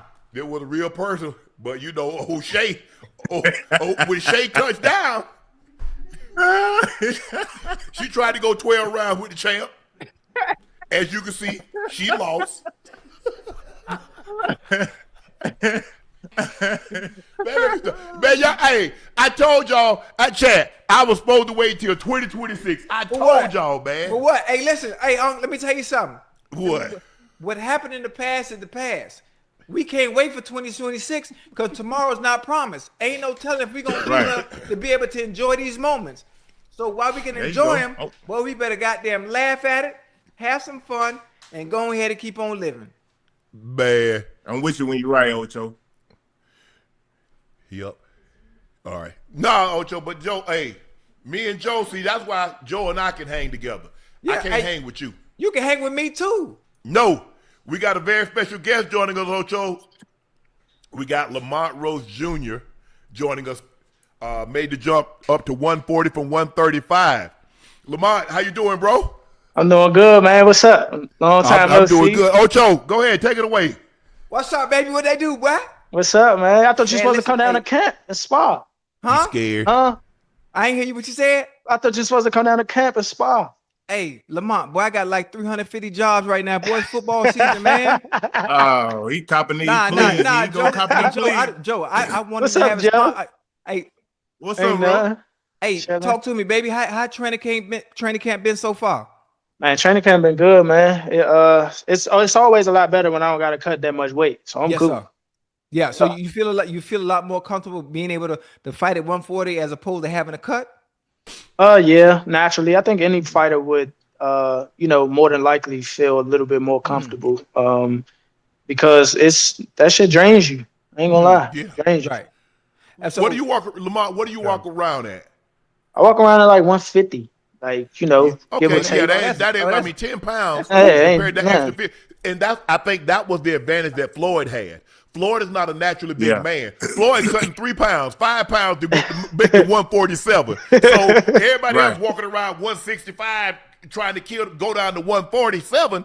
Floyd like, man, I took 2 days and I'm good. Let's go. No, for sure. So what do you expect the biggest difference between Tank and Isaac Pitbull? It'll definitely be obviously just the style, the pressure style. That's about it. Mm-hmm. Listen, I was just getting ready to ask you the same thing. Obviously, going into training camp, I don't want to know your game plan because there's no reason to disclose that on the show. But understanding that he is a pressure fighter, what adjustments are you going to have to make to your game? Obviously, knowing that styles make fights, and you have the style, regardless of him being a pressure fighter or not. You obviously going to have to bring your bicycle a little bit and fight off your back foot. Do you feel comfortable being able to do that? Tell him, Lamar. Say who I got to do that for? Says who? Hey, L, you gonna stand your ground? Oh, for sure. I'm gonna mix it up. I mean, I ain't dumb. Okay. I ain't gonna do as much moving as y'all think I am. I'm gonna tell you that. Oh, talk to me, nice boy. Come on, well, he walk into something. Now, hey, you pressure. Hey, okay. Yeah, nah, for sure. He gonna be. I mean, he gonna be right there. So it's like I'm gonna be in shape. So I'm gonna be able to punch all night. Okay. See, the one thing I wanted to ask too, obviously with Pitbull, obviously he's a pressure fighter, but he also had that goddamn high ass guard and always throwing them goddamn looping ass hooks. So you got to always be at home. Bring that guard. Oh yeah, for sure. Damn, for sure. Boy, I'm so excited, boy. Hey, hold on. Hey, can I get a ticket to the fight? Yeah, you gonna come? Oh, yeah. Ocho. What? Can I go to the fight? Ocho, did you just say just tell Joe it's football season? Oh shit! Damn, man. Hey, boy, man, dog, you don't. Boy, I've been waiting on this so long, bro. I've been waiting on this so long, and obviously, I don't mean to count the eggs or the chickens before they hatch. I don't even know the goddamn saying, but no, I don't want to ask that because I shouldn't say that because I want to know what your plan was going to be once you win this fight. I'm gonna talk shit for you. Obviously, there we go. Yeah, you want to keep it professional. You don't have to say that. But when you win this fight, because I know what's gonna happen, styles win fights. You are the better pure boxer. If you need to move, you can move. If you don't want to move, you can sit in the pocket. You can exchange. You're very smart. We saw you how you were able to fight against Tank. So, what are your plans after this fight? I know you're not supposed to look ahead. Just give me a tidbit. What's next after? Not overlooking Pitbull, but right. With all due respect to him. Well, yeah, with all due respect to him. After we win that, we're gonna be the interim world champion at 140. So that's gonna put us in line for the WBC world title. And the guy who has that belt, really, he just popped dirty for a drug test. Oh no! He just popped dirty for a drug test, and he has a fight schedule. So who knows if he gets stripped or not? Either way, he's supposed to fight in January. Right. So that's cool. Lines me up for somewhere, because I'm gonna tell you right now, if the Shakur fight is unavailable, right? If it's unavailable for us to do after he fights Tio, we pressing the issue on the WBC mandating that me and the champion fight for sure. Okay. Are you looking to circle back and fight Tank? If that's something that's on your radar, are you moving ahead? Nah, I've been moved past that. Who knows what he's doing with his career, what he got going on, and but my career is never gonna be based on one fighter. Never. Right. I got bigger and better things to do. Yeah, most definitely. You know, there was a lot made about the Eubanks being the rehydration clause. Do you have a rehydration clause in this contract? Hell nah. Boxing is boxing. People been losing weight for forever. What you need a rehydration clause for? If you can make the weight, you can make the weight. Oh, hey, hold on. Since you don't have no rehydration clause, then so how about this? After you beat Pitbull Cruz, right? How about I give you a tune-up fight before your next one? I like that. I like that. As long as you can put them butts in the seats, we gonna do it. I can feel a stadium. He gonna put the butts in the seats. Hey, I can fill a stadium quick, boy. Hey, Ocho. He got 22 kids. He got 22 kids, Lamont. So we got 22 paying customers. Hey, boy. Hey, these hands different, boy. You hear me? My shit registered, boy. Ocho. What's I up? heard it all before. What? Right. I don't even know that. I don't even know that song. I done heard it all before. Man, bro, I will hurt you, man. This me, boy. I definitely heard that too. Hey. Real talk, bro. I'm telling you, boy. Go ahead, Joe. Yeah. Let me see. Hey, Roach, tell me something, bro. You got any fight night rituals that do's and don'ts that you don't mind sharing? Fight night rituals, do's and don'ts. Fight night rituals. Superstition, man. Nah, not really. You know, they say y'all ain't supposed to have sex during camp or before Oh fight. yeah. Is it something you eating? That's what I think we talked about that last time we was on Nightcap. Look, scientifically, my testosterone levels are higher. Yeah, scientifically, my sports doctor told me beyond 4 weeks is excessive. Said 4 weeks and under, you should save it. Because after that 4 weeks, it's gonna build up, but it ain't going higher, or it's gonna be at max. So you're gonna be cool. Okay. I like that. All right. So how long was this training camp for you, Lamont? So I do 8-week training camp, 7 weeks, and then fight week. So do you go off? You go to Big Bear, you go to Mammoth, you go to Colorado Springs. I'm in Tampa right now. So Tampa's like my new home, man. They made a home for me over there at the Pro Box gym. Like I had my own office and everything. Like they showed me love. Shout out to Gary. Right down the street. I told you, man. That's why I said you're supposed to come. Man, why you could have hit me? I'm right here in Miami. Yeah, for sure. He ain't trying to do nothing. He ain't trying to do nothing, Roach. Man, Unc, you done made me miss out on some. Man, I ain't make you miss out on nothing. I'm way over here on the West Coast. I'll make you miss out. No, but you got me working like 7 days a week. I could have went to camp. Damn. Oh man. What made you decide to take up boxing? How long have you been boxing? You've been a boxer your whole. I mean, did you play any other sports? Basketball, football, baseball? I played basketball, football, baseball, and I boxed. But I probably my first love was football. So every little youngin thought they was gonna go to the NFL. I was one of. I was one of. Till I got to high school and I seen how big they was getting, and I was losing weight before fighting. I'm like, shit. Miss me. What position? What position was I was playing running back, fullback, and linebacker. So I was linebacker. Yeah. Yeah. I was out there. These turned into something after I was out there striking. I was out there striking. Little league. Phenom. Yeah. So you going 140. So would you? After you let's just say for the sake of argument, you get named the WBC interim 140.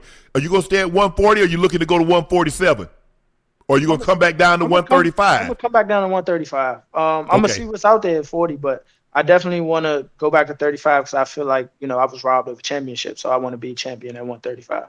Well, you might have to fight the guy that you felt that robbed you of the championship. You might have to fight him again. Man, they say he retired. I don't know what's going on with bro. Dang. I don't know if he made that kind of Floyd Mayweather money. He can just go call it a career. Maybe if he'd got that Jake Paul fight, maybe he could have done that. Hey, maybe if he would have took the rematch, he would have got that too. But hey, yeah. You know what? I'm not sure when it comes to boxing, if it's an unwritten rule to say names on potential, people you would like to fight. And again, I'm not trying to put the cart before the horse. Obviously, you have a fight coming up, but is there someone that you would like to fight next? I'm not saying you calling them out. I'm just saying a fight that you like to know that it can continue and help your legacy and get your career going in the direction you want to based on the kind of people that you do fight and get in the ring with. Yeah, I definitely have a preference. I want to fight whoever the WBC champion will be. Okay. At 140. Then Shakur, because I think it's the best fight in boxing. I think that'd be the best fight in our weight class to make.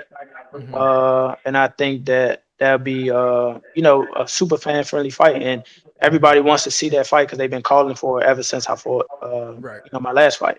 And then third, I'd like to fight Gary Antoine Russell. I don't know if y'all know who that is. Yeah. Absolutely. He's a WBA champion at 140.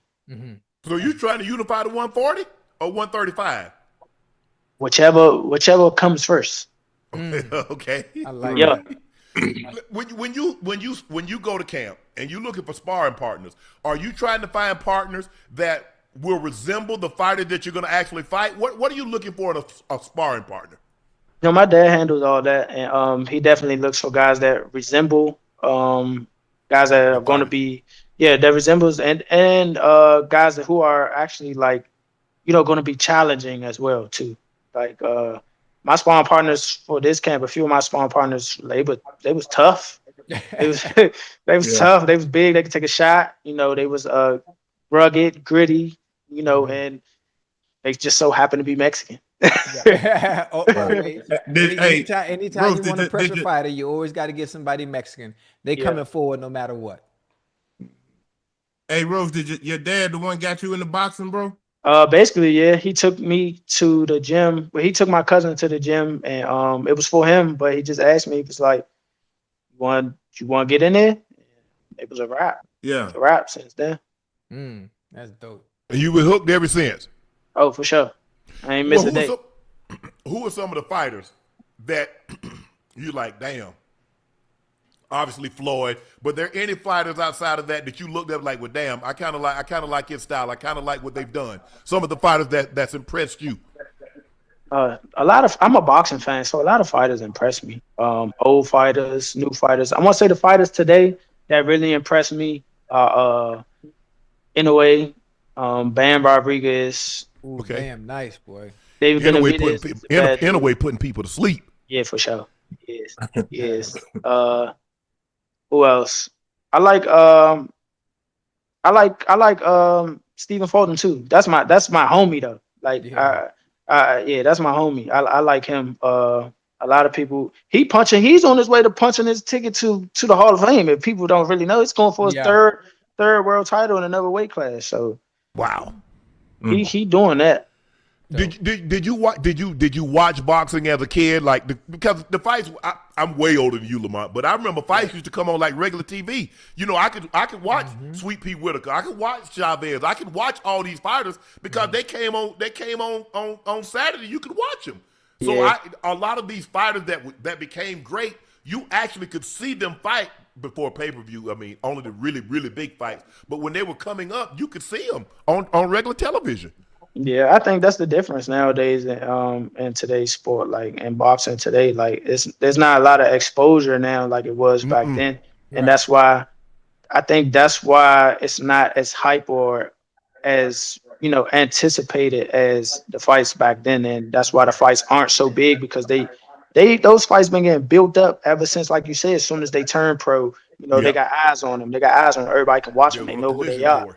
They see them coming up, and next thing you know, all right, these two guys are fighting. Oh, he's the champion. He's the champion. Or they about to fight. So, I used to watch fights when I was young.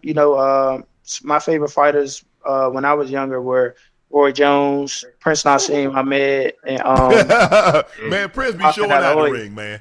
Hey, hey, Unc and Joe, he just named one of my favorite fighters. Obviously, you know, I love boxing, but obviously those that have the entertaining aspect and bring that to the ring, for me, the Drunken Master, Emmanuel Augustus. Man, hey, Lamont, I wish if I was a boxer, I would have looked exactly like that. I'm just being honest. I mean, it's no different than the way I played the game of football. Yeah. I gotta entertain at the same time, you know, respect my craft and have fun. But man, Emmanuel Augustus and Prince Nassim, Ben Whitaker does it a little bit. He does it a little bit. Ben Whitaker be doing. He be doing all this. He be doing it. Yeah, but I don't know. I just God damn, I love the sweet science, man. For sure. Well, Lamont, man, good luck. Hey, good luck on Saturday. Do what you do. Do what you normally do. What you know how to do. Everybody at Nightcap wishing you all the best. Once you win that title, come back here and show us the belt. Hey, for sure. I got you. You gotta do me one favor. What's up? When they talk to you in the ring, right? And you give your speech after winning, and they say who you want to fight next, make sure you call me out. Say no more. Say no more. Be there so you can jump in the ring after, you know, make it theatrical and shit. Okay. And then we could do a face off, and then I'm gonna mush you. Okay, I'm gonna mush you. No, I don't like that one like that. I don't like that one right there. Hey, hit it with a bow. Catch it with one of them bolos, Lamont. Nah, I got you, man. Hey, man, congratulations, all the success, continued success. Bro. We'll see you down the road, bro. I appreciate y'all, man. Y'all take care. Right. Yes, sir. Ocho Joe, new reports have come out saying Chip Kelly was messing up his own play calls and calling plays not installed. According to Tom Pelissero, there are all kinds of different stories that just came to the function of the Raiders offense. There were times I was told that Chip Kelly was repeating botching the plays called. So Geno Smith was going to the line of scrimmage saying, this doesn't look right, and they're not having a run play. Reports also indicate it was Tom Brady's idea to hire Chip Kelly as OC and possibly potential successor to head coach Pete Carroll. Oh, well, we know normally great players, they don't make the best head coaches and talent evaluators. Owners. Now, yeah. I don't know if this is true. That's what's being reported. So we just take this with a grain of salt. But Ocho, if this is true. Yeah. Hey, that's bad, boy. Also, that is reported that Brady didn't want Shedeur. We don't, like I said, those are reports. That's not Ocho and I and Joe, and that's not us. Chat, you guys have read the reports also. But to hire a first-year coordinator and him be terminated before the season, that is a terrible look. Yes, sir. Yeah. And I think the thing is for the Raiders, and this is probably a lot that has to do why the Raiders have so much dysfunction, because they don't have and they haven't had stability in a very long time. Right. They don't have a coach longer than a couple of years. They don't have a GM longer than a couple of years. They can't find a quarterback. They keep thinking that they're going to find that everybody is not meant to be Mahomes or Lamar or Josh Allen or Joe Burrow. Sometimes you're going to have to win with, say, a lesser, maybe not a tier 1 quarterback, but maybe he might need to be in that tier 2, and then you get better pieces around him, Ocho. But this notion that everybody from the beginning of time has always had a number 1 quarterback is just not true. No, but this is the thing, Unc. If you don't have a quarterback that's not like Brady or not like Mahomes or your Joe Burrows or your Lamars, then your drafting prowess has to be that much better in being able to build around them. So you have to hit on your draft picks and the supporting cast, you know, around your quarterback in order to have success. If you don't catch one of the big fish like a damn Mahomes or a Josh Allen, yes, so that comes down to that's on the organization as well. But it's very difficult. It's very difficult to hit not only on draft picks, but to make sure they're going to stick, you know, for 10 years or more, unless you get a quarterback. But Unc, it's up in the air. It's just hard for me to see, Ocho, a guy as great as Tom Brady being able to pick another Tom Brady. That's tough there, boy. It's now tough. I'm not saying that if a free agent becomes available like John did with Peyton, but to draft one, it's hard for most of the great evaluators. They weren't. Look at the guys that's picking those NBA players. Look at R.C. Buford. Look at the guy that's in OKC. Preston. Yeah, Sam Preston. Ain't playing liquor ball. The only basket they had was Easter basket. Ain't had nothing but no basketball basket. So it's just hard. And look, I get it. A guy that's well accomplished as Brady, but it's gonna be hard for him to hit on players because he was so great. Yeah, but you don't think? And he think because what came easy to him, Ocho, is hard to everybody else. Mm-hmm. And he's like, man, I could do that in my sleep. Yeah, you Tom Brady. That's right. Yes. Don't you think he might have success simply because he knows what it's supposed to look like and he hit the eye test? Everyone has to have. No, I don't. I think it's even harder. Got it. Because I had a conversation with Magic, and Magic said it's hard. He said because it was easy for me, and I'm like, why can't you do that? And people say, well, because he's not Magic Johnson. Think about when you great. You basically think everybody else should be great because, and I'm not saying it's easy because there are some things that came easy, but you worked at it. Right. So now things that came like second nature to you, it's like, damn, son, how many times we got to go over this? That's why you ain't got no patience to coach. I think the only thing that can help Tom, he suit up for 1 year to show him how it's done. Nah, because you gotta have weapons too, Unc. You gotta have some weapons. You just can't have no good quarterback and you ain't got no weapons out there. Well, they traded the best receiver. Well, I mean, the best player on the offensive side of football is Brock Bowers, but they traded their best receiver, which was Jacoby Myers. Well, if you trade your best receiver, what are you telling the team, Ocho? Hey, that's basically a reset button. That's basically a reset button. Hey, let's say, how about this, Joe and hypothetically speaking, okay, fuck F it. Brady say, you know what? I'm leaving the booth. I'm coming back to play quarterback for the Raiders. In the offseason, Mark Davis goes and get number 3 from the Cowboys, brings him on over there to Las Vegas. Ocho, I'm just throwing that out there. Let me ask you a question. Talk to me. You tell me where a guy can make, let's see, September, October, November, December, January, and when they have the Super Bowl, work 6 months out of the year and make $37.5 million. Now, when you leaving your job, where you make $37.5 million to work 5 months and 2 weeks. It ain't happening. I'm asking Ocho. Would you do that? You know it ain't happening. Is there a job? That you would leave your job. You work 5 months and 2 weeks when you have the Super Bowl, $37.5 million. Would you do that? No. Hey, I don't. Hey, hold on. Hey, Joe. Hey, I know a job you can make $37 million in a week though. I mean, I don't think you want to do it because the chance. Yeah. You don't and I know a place they'll send you to turn big rocks into little rocks. Hey, Ocho, and why you always trying to give Pick away to somebody, man? Why we just can't keep him in Dallas? Why you trying to give him away? Joe, I want what's best for Pickens, man. Joe, I'm saying what's best is he looks so good. I know what he looked like, Joe. Why you want to send him out there to Oakland somewhere and the man getting double and triple team? Now he ain't getting okay. Now he acting like AJ. Come on, I just want the man to get his money, Joe. And I know how you own a play, Joe. No disrespect to the Cowboys, I just know how you play, And his agent, brother Mugaleta, he ain't going for that, man. We ain't playing them games like he played with Micah, man. Come on, man. Come on, Joe. He done did it. He done did with everybody, Joe. All of a sudden, now cutting the Pickens, everything's supposed to be so much more different. So ain't nobody got time for that, Joe. You never know. We got to see how things play out, Ocho. We done seen him play out with everybody else. What's supposed to make him any different? It played out with it damn near played out with Dak. What the hell you think gonna make it different with Pick? You gotta fight. You gotta fight. You gotta fight. You gotta fight tooth. Like Joe, you gotta fight tooth and nail for your money, Joe. every time. Yeah, I'm saying he gonna fight Ocho, but you gotta be patient. Have some patience, brother. They say patience is a virtue, but sometimes patience have you looking like a fool.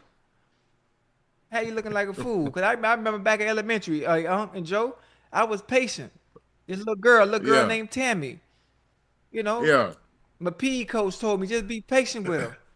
I was patient. Yeah. Joe, the whole summer went along, Joe, and she ain't pick me. Yeah, What? she picked some little ugly dude, man, named Corey. And he wore loafers to school with the penny in the front. Mm-hmm. Yeah, they call a penny loafer. Man, come on, man. How you gonna? He got on loafers with a penny in the front. Yeah. Like how you don't see the potential in who I was gonna be. Look how it turned out. Easy. Because you came to school barefooted. Yeah, now I wonder where she at now. Tammy. Hey, now look at it. Don't hate on Tabby. Yeah, Tabby with an I with a Y. Huh? Don't hate on Tabby. Yeah, she probably married Corey, and they probably happy ever after. I guarantee. Well, that's fine because I'm happy now too. Right. Okay. Yeah. Yeah. You know. And Corey probably ain't got to do all the stuff that you do. Nah. Shoot. Mm-hmm. That's fine. My baby. Nasty rascal. I ain't nasty. I'm just doing what God put me on earth to do. God ain't do that. Don't put that on God. Don't do that, Ocho. He did. Don't do that. Hey, Don't listen, do that. God put me here to be a blessing, and I'm blessing in all ways I can. Ocho, all I'm saying, Ocho, is that you can't eat off everybody's plate. But I don't eat it. It's like, whoa. Every house you go to, you don't eat at everybody's house, right, Joe? I don't go to everybody's house. You eat off everybody's plate. I don't even leave my house. I don't even go nowhere. That's a figure of speech, right? I know it's a figure of speech, but I'm giving you a figure of my speech too. But Ocho, see them things what you be getting? Oh, I already know you got to do all that. Nah, not really. Not really. Yeah. Hey, listen. Hey, Unc, you got to remember this. Me, I ain't really got to do nothing, honestly. Yeah, you do. No. Hold on. Yeah, you do. Hold on. Let's not be fooled. This me. Okay, go ahead. I ain't got to do nothing. Now I might choose to bless you in that manner if I feel like it, but I ain't got to do nothing. Ocho, there was once upon a time. Let me tell you why. Talk to me. Because they got people out there that got just as much money as Ocho, that got named just as big as Ocho. Because what Ocho want, another will. Hey, hold on, but it's something ain't nobody. And you don't build your house on that. Hold on, but this it's all that you just said is fine and dandy, right? Yeah, the word out. It's something that nobody else got but me. They say Ocho got the best jaws in town. That's what the word is on the street. Hey, come on. Hey, come on. That's what they say. That's what I'm sure. That's what's out there. Hey, I got something nobody else got. Yeah. Nobody. It's only me. Joe, everybody know there's this one that was in college. Everybody, the word done got out. Nah. The word done got out. Yeah, hey, Ocho. Hold on. You mean Dad's an Ocho? That one? Sombrero with the gold jacket, Ocho? Girl. Yeah. Have your toes curled. Yeah. Hey. That's what they say. That's what they say. Yeah. Yeah, my man. Say calling John. Hey, Joe. Yeah. Hey, Joe. Come on, he have you the pillow. Yeah, okay. Yeah. They done put the word out on it. Hey, but y'all funny tonight, boy. y'all funny tonight. Hey, but you know what's crazy about all that, Ocho? Man, you do all that sober because you don't even. That's what I'm talking about. Hey, y'all rookies, man. Y'all. That's what they call him. They call him Joe Baby. Y'all rookies. Y'all rookies. I can't even believe you, Ocho. As a matter of fact, we can't even. Hey, no way. Hey, Joe. I told Ocho I would come down there. On the vacation. Yeah. I'm bringing my own cups, my own plates, my own spoons and forks. Hey, you ain't even got to do that. I ain't got no cups and plates in here anyway. But ain't nothing in here. Okay. Ain't nothing. When my kids come, they come here and I send them to the grocery store. Get all the snacks you need. Get your cups and your paper plates. Okay. Make sure you get, red Solo cups. That's it. Don't leave no dishes in this sink. Whatever you use, make sure you throw it away when you leave. Mm-hmm. I forgot you said you was a minimalist. I'm a minimalist, Joe. A minimalist. Hey, I don't play that, Joe. I guess what? That. Hey. On Twitter, you can find him at Jaws. Who? That's his handle. Nah. My bad. I ain't mean to put that out there, Ocho. Hey, Joe. I ain't mean to put that out there because he got a couple of them. Nah. I'm listening. I don't want to. See, I'm taking that, so I can't. I know. I can't. I don't want to. You will always be taken. Bobby, you always will be taken. Nah. Because that one that we talked about at college, did she not always have a boyfriend, Joe? Always had one. Nah. Why? I don't know. I don't know what you're talking about. Justin Fields spoke to reporters for the first time since being benched for Tyrod Taylor. Fields admitted the decision to remove him from the starting role wasn't one he was anticipating. Fields made it clear he's expected to be starting quarterback in the NFL again in the future. The Jets signed Fields to a 2-year, $40 million contract with $30 million of the money coming guaranteed, leaving the door open for the two sides to part ways after the season. Now that he's been demoted to a backup role, it appears likely that Fields would not be the quarterback in 2026. Damn. Hold on. Ocho, what do you mean you weren't anticipating this? Bro, you got 4 or 5 games in which you throw for less than 100 yards. You got a couple of games you throw for less than 60. Yeah. What do you mean? Yeah. I mean, listen, obviously when he says what do you mean? Maybe he's surprised because what do I have to work with? There's a reason why I haven't been successful as a quarterback. Hell, before I got here, there were no other quarterbacks that were successful, before I got here. So maybe I'm not the problem. But they're gonna say you weren't that successful in the other places that you were either. Remember, it was you that allowed them to get the number 1 pick. Oh, hey, I mean, you listen. You're right. I'm with you when you're right, but they haven't found that quarterback yet. I don't know what it is. I don't know if it's the Jets organization. I don't know if they did something bad to somebody in the past. Yeah, they just having bad luck all the way around. And I really thought, honestly, Joe, I really thought this was Justin Fields' time. I did too, Ocho. I can't lie. Listen, I agree. This is his team. He doesn't have to worry about anybody, no quarterbacks. He doesn't have to look over his shoulder. He can play with a free mind and just go out there and do what he needs to do. I'm sure Aaron Glenn said, you are a guy. They gave him the keys, and things just I don't know what went wrong, Joe. Hey, listen, kind of like we was just talking about. I know they got Gary Wilson over there. But man, he need weapons. Okay, Ocho. Like we putting these quarterbacks in these positions, thinking they just supposed to come out here and light it up. Damn, if you ain't got no elite receivers, how you supposed to do all that? That's what I'm saying. All things being equal, Joe, Ocho, Justin Fields, your starting quarterback. You a free agent. Are you going to the Jets? If I'm a wide receiver. Shoot. No, you're not. You're looking at the quarterback situation. Oh. Right. You can go I can go to the Rams or I can go to the Jets. I can go to Kansas City. I can go. No, Ocho, you're not. I'm going to Chicago. I'm not going to I'm just not. No, and no receiver, because we know the receivers want the ball, and that's how you're not going there. If I got a choice now, if I get traded there, I get drafted there, they remove that from me. Right. But if I got a choice in free agency, nah. No, I'm not. I'm just not. So, Sam Darnold, Geno, Baker rebuilt their careers elsewhere. So let's see. But he done been a few places already. Yeah, Chicago, Pittsburgh, now the Jets. But here's the thing: is that all those guys are different, because most of those guys are really drop back quarterbacks, can throw the ball from the pocket. That's really not Phil's strength. So he's going to have to go somewhere, Ocho.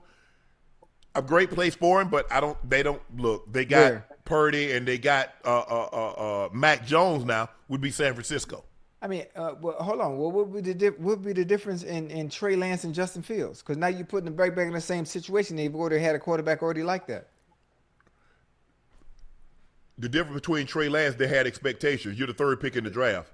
This will be your fourth team. You don't have the same level of expectations. But and guess what? He's not going to be a starter. You're getting the same quarterback though. It's still the same thing. You don't think Justin Fields is a better thrower of the football than Trey Lance? Because here's the thing with Trey Lance, Ocho. He basically played 17 games. Yes. In his collegiate career. Right. Because remember, he had that great season and then COVID happened. Mm-hmm. Mm-hmm. So, but he's going to have to go somewhere. And if they're having an influx of talent at the wide receiver and the tight end position, right? They're not looking for Justin Fields, Ocho. Yeah. Oh man, I hate that for young bull. Honestly, man, I hate that. Just that has to do something to your confidence. Things didn't work out in Chicago. Hell, you go to goddamn Pittsburgh, you playing well, then they bench you once Russell Wilson gets healthy. You leave there, you come to New York, you put all this work in the offseason. Finally, I got my turn, I got my team, I got my opportunity, and things don't work out. I'm not even him, and I feel bad, so I can understand what it's probably doing for him mentally. That has to be crushing, man. What about Baltimore? Yeah. Can he go back up Lamar? Yeah. Yeah, I like that. That's a good one. That's a good one. I like it. Because I don't think it's a bad idea to kind of have to sit and watch sometime. You know what I mean? And I'm sure his opportunity will come again. But I wouldn't mind seeing him sitting behind Lamar and just kind of watching. You never know what may happen. I don't know. Damn, man. What is NFL crazy, boy? But you go to a bad team, man, how you losing all your confidence, thinking there's something really wrong with you. When there's really nothing wrong with you and just your surroundings. Now, as much as you want to adapt to your surroundings, when you're in a losing environment, there's not much you can do unless you're special. You got to be special to go to an environment like New York and change everything. Yeah. Man. And he's not that. He's not that. I mean, Aaron Rodgers couldn't change it. And Aaron Rodgers had Garrett Wilson and Devontae Adams, and he couldn't change it with Breece Hall. Look at Devontae in at the Rams. Woo. Cutting, balling. Garrett Wilson was offensive rookie of the year with was it Sam Darnold or was it what's the guy's name? Zach Wilson. Zach Wilson. Yeah. Maybe one of those guys. He has not looked the same since his rookie year. Yeah. And I know he can play because based on what I saw his rookie season, and they were supposed to be bringing in better quarterbacks than what he had as a rookie. Right. Mm. That's crazy. I don't know. Like I said, he might need to go somewhere. He might need to just go somewhere and sit for a year or so. And wait for his opportunity to come back, Ocho. Because you can't keep going places. You get a starting job and 5-6 weeks into the season they bench you. Yeah, you lose all your confidence. Yep. Not only do you lose all confidence, then you're hesitant and you can't play freely. If you cannot play the game of football with a free mind and play fast, oh man, that's not gonna be a good thing. I agree. Kind of similar to basketball. Read and react. Yeah, you know what I mean? Like if you out there thinking, overthinking, thinking too much, the game gonna be tough for you. You have to go out there and read and react and make plays, bro. You be one step behind. Steph Curry has reportedly parted ways with Under Armour after they failed to sign Caitlin Clark. According to reports, one sore point for Curry was he attempted last year to recruit Caitlin Clark to join his brand. He and the company pursued the phenom, but Under Armour trailed the total value of Nike's pitch. Curry and his advisors became frustrated by what they viewed was an underinvestment in the brand. Meanwhile, the division sales weren't meeting the company's or Curry's expectation. Joe? Yeah, that's kind of that's what I thought when I first seen that he's getting away from Under Armour. I was thinking that the sales probably wasn't what he predicted, but it is, man. It's funny seeing him in any other shoe. I'm gonna be honest with y'all. I've been seeing him in Nike, Jordans. I'm like, it just don't look right. It's gonna look right after a while because I'm gonna be having them on. What you got? There we go. Yeah. I know they're gonna write him a big check. So I'm sure he's probably enjoying this moment though. Unc and Ocho being a free agent. Yeah, he gets some cool stuff. I saw him in some Tinker Hatfields. He getting the old stuff. I mean, he getting some really, really, really cool stuff. He had Travis Scott's on tonight, the Mochas. Yeah, for real. Yeah. The man been wearing Under Armour for what, 13 years? Yeah, it's been that long? Man, over a decade, Shit. Ocho, he couldn't be caught in nothing else. You know what I mean? So yeah, he's definitely enjoying this moment. But yeah, it is a little weird to see him in anything else. But I'm curious to see who he's gonna ultimately go with to kind of start to support the Curry brand. But man, if he the guy, Caitlin, what's that you got? Steph Curry. Oh, he got them Steph Curry birthday edition. Yeah. Did he sign him? Yeah. Yep. Hey, Unc, them things gonna be worth something one day, boy. Boy, hey, I might put these on because I think they're my size. I might put these on and go drop 20.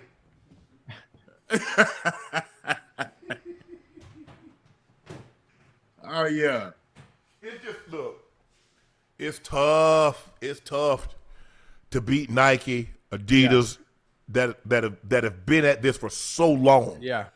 See, I mean, had Jordan never went to Nike, you might have had a chance. Yeah. Yeah, but ain't no shoe company gonna beat.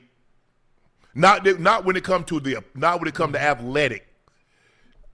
They just got too much. They got too much for our research and development. Right. I mean, you remember they came. They had the Shocks and they had the Air Maxes and they just on the cutting edge and their apparel. It's just like and I get it, but I just don't think even with Curry they were gonna never be able to get a foothold. Because they had UCLA, they had to get out of that contract. They had a couple of others that had to get out of those contracts. They just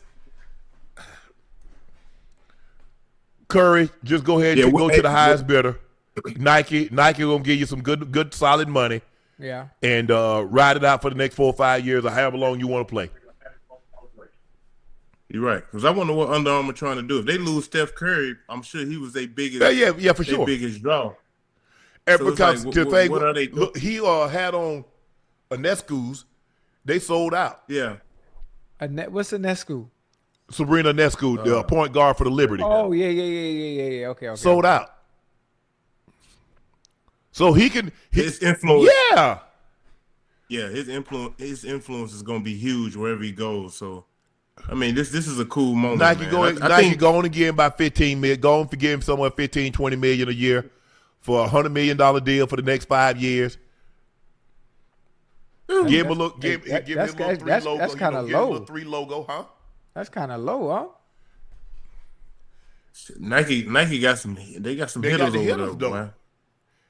Ocho, they got some hitters over there. You ain't got no job, man. That's lowball. Okay, you just keep giving us free advertising. Okay, we talk about Steph Curry now. You talk about $100 million. And goddamn Gilbert Arenas made $100 million back then when he was playing. Ocho, he don't have a shoe deal, so you gonna keep wearing people's stuff, giving them free promotion? Well, it ain't really free promotion because everything he wearing, obviously, it's selling out, and he not getting a dime from it. What you think? I just told you. I'm gonna tell you what I think. Joe. Go ahead. That's lowballing. I think he's gonna by February he's gonna found a brand that he's gonna sign with, and probably like All-Star Weekend he's probably gonna debut the shoe about coming out. Yeah. I like. Yeah, that. I mean it's like I mean at that point, you're not really trying. You're just trying to get market share. You're trying to get 2% because you're never going to put a big enough dent into, Nike or Adidas or something like that.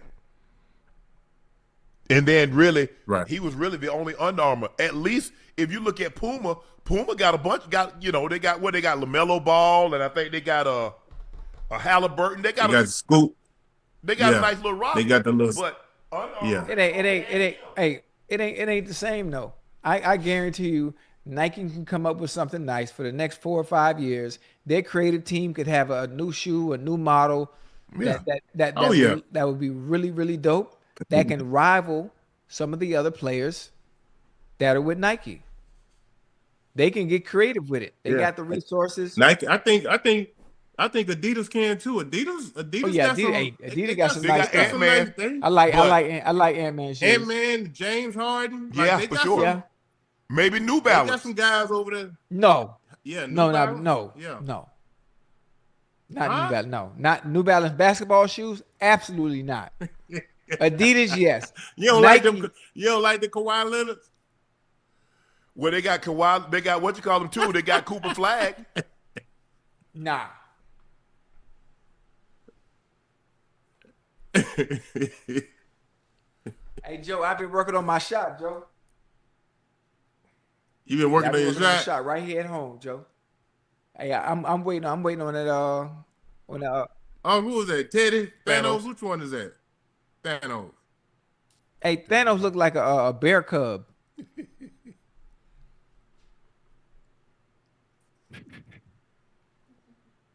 Hey, you got to cut his hair, Unc. His hair getting big. Yeah, it says it's getting cold out here. Dwayne Wade provided a take on Michael Jordan, LeBron James GOAT debate. D. Wade said, I'm going to say Michael Jordan is the greatest player I've ever watched. He's the greatest player I've ever watched. LeBron James is the greatest player I've ever seen. You feeling me? I never saw Michael Jordan. I watched Michael Jordan. I've seen LeBron James up close and in person. I played against, I played with. I personally have not seen a greater basketball player, but I've watched a great basketball player. Joe, what's your take? I totally understand what he's saying. Ocho, I grew up watching Michael Jordan. That's my GOAT. He made the game sexy. He made it to where, as a kid, bro, growing up in the 90s, I wanted to be like Mike. You know what I mean? But what D. Wade is saying, that's probably who D. Wade grew up watching as well. Yeah, for sure. He's from similar Chicago. To the same thing as me.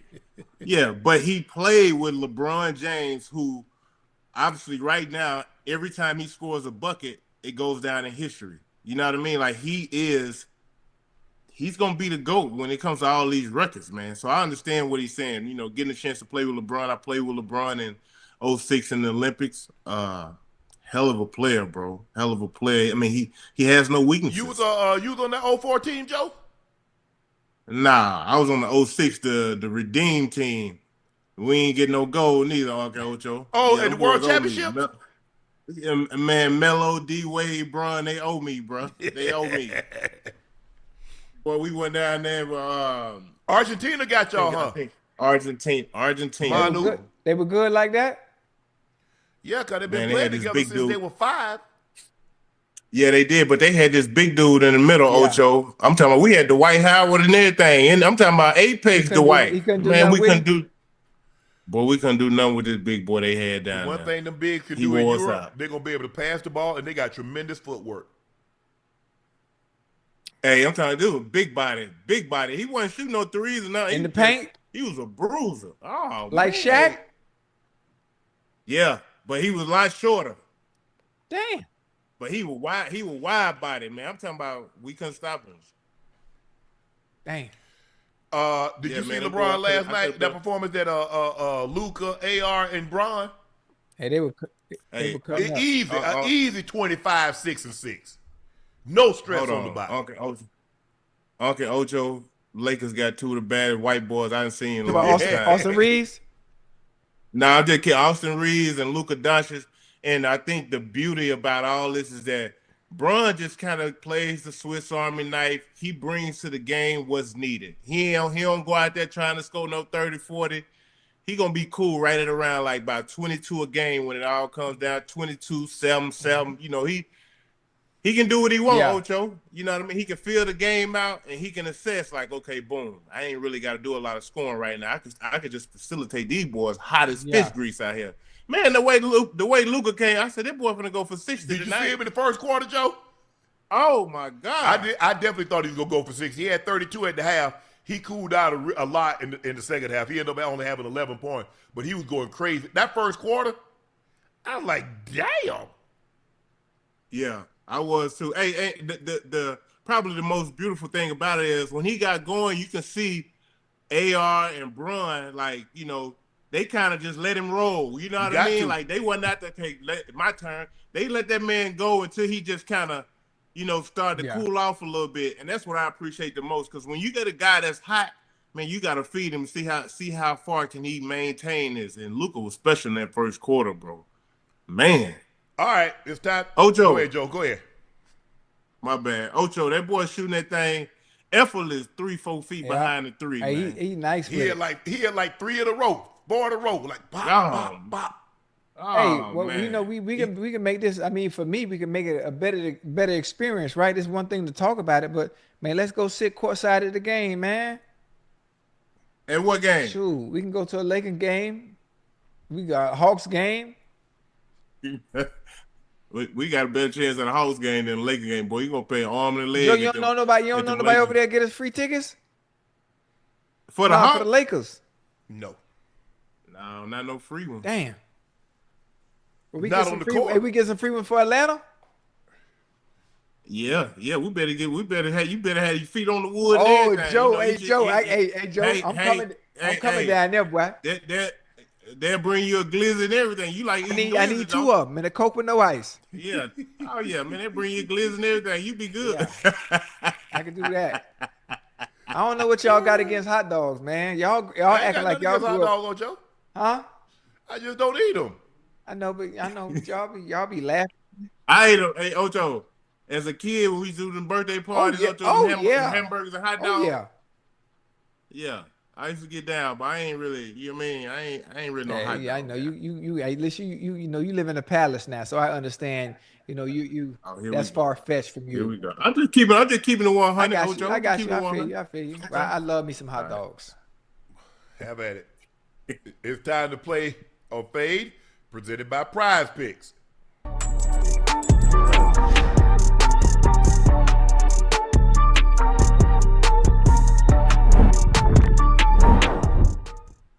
All right, here we go. Here's the Staff 6 picks flex ahead of tomorrow's game. Jahmyr Gibbs, more than 0.5 rushing or receiving touchdowns, Ocho. Will he have 1 touchdown tomorrow? Yes. Okay. Man, that boy, he acted a plumb fool last weekend or Sunday. Okay. So you think the thing is, do you think he's gonna do it again? That's my problem. It's like they be having them great he gonna get a weekends touchdown. And you turn around and bet with he him. gonna score. All right, this for you, Joe. Dak Prescott, more than 263 passing yards. Who he play? Kansas City? Yeah, man, he gonna eat that up. Boy can go for about 3 something. All right. You ain't playing. Joe say he gonna go for 3 something. I'm gonna ride that. Patrick Mahomes, more than 267.5. Trey Smith is out. The all-pro right guard. Oof. We finna have a field day with them, boy. We ain't playing. I'm just letting y'all know. So y'all can under 268, Joe? Yeah, I think Mahomes gonna be under 268. I think Mahomes gonna be under 268. I think it's gonna be a high-scoring game. I think he's gonna go over. Let's go. We going over. All right, Ocho, this you. George Pickens, more than a rush or receiving touchdown. He'll have at least 1 touchdown tomorrow. Absolutely. He might have 2. Shit. Kareem Hunt, a rushing or receiving touchdown. Will he have a rushing or receiving touchdown? He's the short yardage. He's the goal line guy. Yeah. And Pacheco not back, right? He's had a touchdown in 4 straight games, guys. I'm going yes. Yeah. Lamar Jackson. Okay, Ocho, here it is. Lamar Jackson. at least 29 rush yards. Oh, absolutely. And I can say that respectfully, 29 rush yards on any goddamn body. I know it's my Bengals. He gonna have 29 rush yards, but we know who's gonna come out with the victory. That's all that does matter. Yeah, the Ravens. All right. $25 to win $300. Download the app today. Use code Shannon to get $50 in lineups when you play your first $5 lineup. It's good to be right. All right, it's time for our final segment of the evening. It's time for Q&A.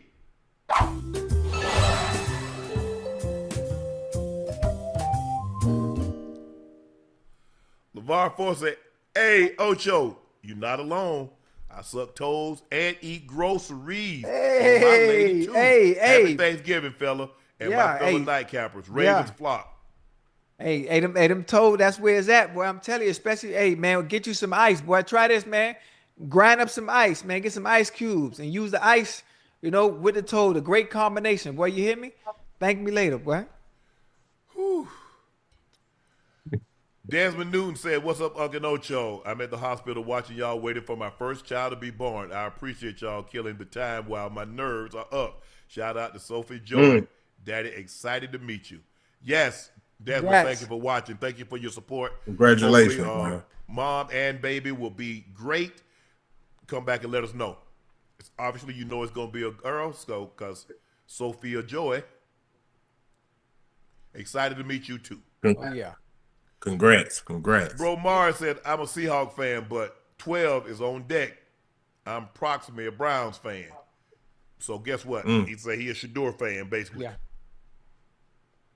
Yeah. Jason CJ, more popular you are, the more haters you attract. That is so absolutely true. And I don't know why. Because most of the time, you don't even know that person. Yeah. Just what you see. El Prey 98, Ocho, you got an opportunity to meet Ronaldinho yet? Of course. I mean, if you do me a favor, go back. I've met Ronaldinho at Barcelona when he was there with Eto'o and Messi. It's many pictures with me and Ronaldinho. I play with Ronaldinho here on the pitch. If you YouTube it, I had an assist from Ronaldinho. I mean, damn near. I didn't know him about 15 years now. A bunch of pictures of us online. JKDSDDLK, Nightcap is the best show on. Ocho, once a Patriot, always a Patriot. Go Pats. Yeah, Ocho, once a Patriot, always a Patriot. Yeah, go Pats. Caleb N999, 99. Just learned today Ocho gave Tom Brady his longest pass in that Super Bowl. They never say that about my guy. That was me. I ain't got no ring though. I'm gonna go ahead and order my funeral suit for you, cause you keep thinking it's funny not paying Unc his money. You right. What's the funeral suit for?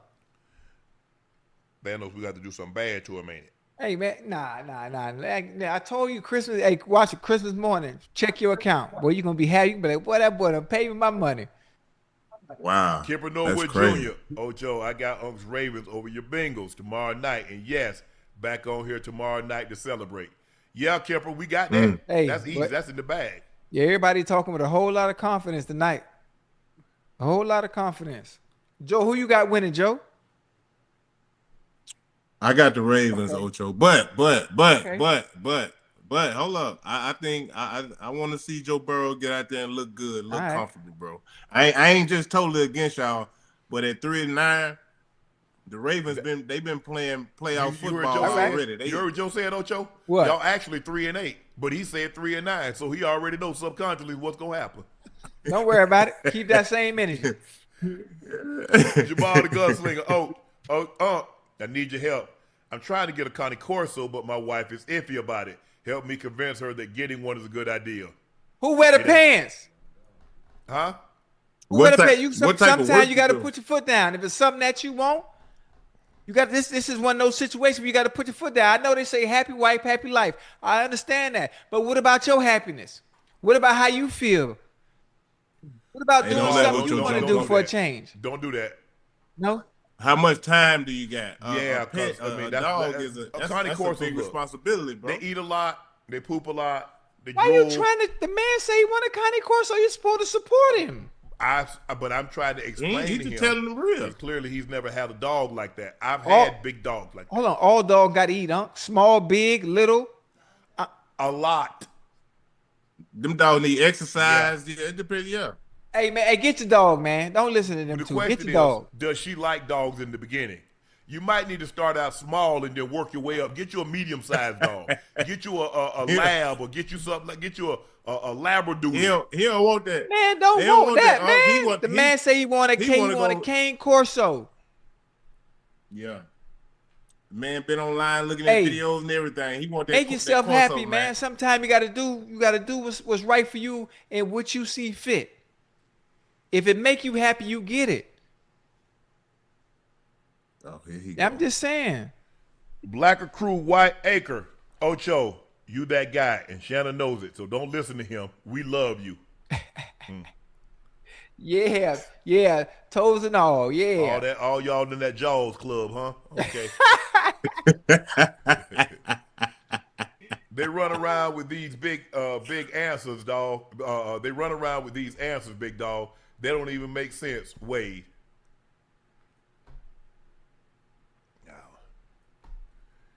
Ocho, the Bengals play defense like James Harden, the defensive coordinator. Man, come on. That was a good one. That was a good one. Real Wolf facts. Hey, Ocho, what's the chance? When they gonna beat them Bengals? Tomorrow. Okay. Keep that. Hey, listen, all y'all keep that same energy, man. I'm telling you. You're gonna see me on the field. I'm on the field all game long. You gonna see? I saw you on the field with Ray knock your helmet off. You was on the field, sprawled out. Yeah, and you saw me get ready to whoop Ray ass too. Hey Joe, put hands on me, Joe. You hear me? I see you go back to the sideline hollering about you the guy hit. He talking about a different. I'm talking about when he knocked my helmet off. You missed that one when he knocked his helmet slap off his head. Hey Joe, he hit me so hard, Joe. My helmet went flying about 10 yards, right? Before I even hit the ground, I was trying to get up, boy. Boy, you got to see. No, he was trying to get. He went and got the helmet first, though, Joe. You know that's cardinal rule number 1. Anytime you get ready to fight, you got to put your helmet on. You got to put your helmet on. Don't get caught slipping without that helmet. Sheldon Pope, Nightcap, your opinion on Kenyon Martin and Draymond going back and forth. And Ocho, did Kmart ever seen your cigar for that playoff bet? Nah, I'm gonna beat Kenyon Martin ass. He don't need to be worried about no Draymond Green. He need to be worried about me. It just. Whoever just said that just reminded me, Kenyon Martin owed me some cigars. Hey, Kenyon, boy, when you see this, boy, you got 24 hours, boy. Boy, you got 24 hours, boy. You know these hands. From the time you see it. Huh? From the time you see it. Yeah, hey. Hey, I need them sticks. I forgot what cigars we bet. The Martins. The gold. Daniel Marshalls? Yeah, Daniel Marshall. Oh, I need them, boy. I need them, Kmart. You know I love you. I love you like a brother. I don't want to have to do nothing to you now. Look, Draymond has done what he's done. Kenyon did what he did. What we talking about? Draymond didn't play against Kenyon. Yeah, Kenyon played against guys. Look, the basketball is positionless now, but it's We debating things we're gonna never be able to prove. What I don't get why nobody questions the fact that Dylan and Stefanski have the same agent, both under CAA. Guess who else? Dan Orlovsky, someone whose backs him on live first take. Chad, how would you feel if the guy you're competing has the same agent as your coach? I wouldn't care. As long as he get me my money. Hey, the money thing is a cool thing, but I'm talking about what it's all about what you do on that field. It's all about what you do on that field. I don't care who coaches who and who's agent, but when we get in between them lines, you're not better than me. You're not better than me. That's at some point, I mean, either they're going to expose themselves by letting the person play in front of me, knowing I'm better, but when I get my opportunity, I got to show up and show out. That's it. It's really that simple. 828 style, back in the day, you used to say, I don't eat nothing and walk away when I'm finished with it. Things have changed now. You're absolutely right. You absolutely right. Hey, y'all nervous. Don't worry about it. Y'all will get there. Y'all will get there. Connor with AK. Ocho, if you don't want to give Unc that money, I'll send you my cash app. Kylie 1234 Ocho, you see Chelsea and Barcelona game? Hey, that was very good. That was a very, very good game. I mean, Barcelona looked like they ain't even goddamn belong. I mean, Cucurella had goddamn Lamine Yamal on locks all goddamn game. Jenny April 1997. My grandma passed last month, 1 week before my birthday. Damn. I'm just not able to actually speak on it. She was my best friend. Man, I miss her in everything I see. Bro, I know it's tough. It is extremely tough. Man, ain't nothing like them grandparents, man. Boy. Ain't nothing like them. Man. Damn.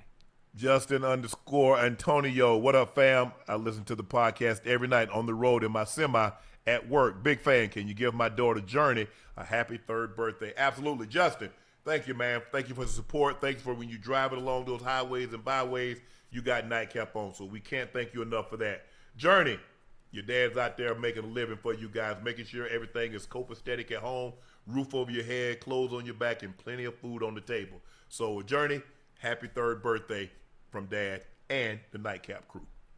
Sheldon Pope, Nightcap, your opinions on Kenya Mark. We already did that one, Ash. Happy Thanksgiving to the Big Three. Much love. Thank you for everything you guys do. What's your favorite Thanksgiving memory? Watching the Detroit Lions get beat. My cousin's coming over after belly full, and we going out there playing football. Oh, man, I just forgot. Turkey Bowl tomorrow. Yeah. Hey, Unc, is that rude? You think I can go play Turkey Bowl with somebody tomorrow in Baltimore? Sure. Hey, that'd be funny as hell.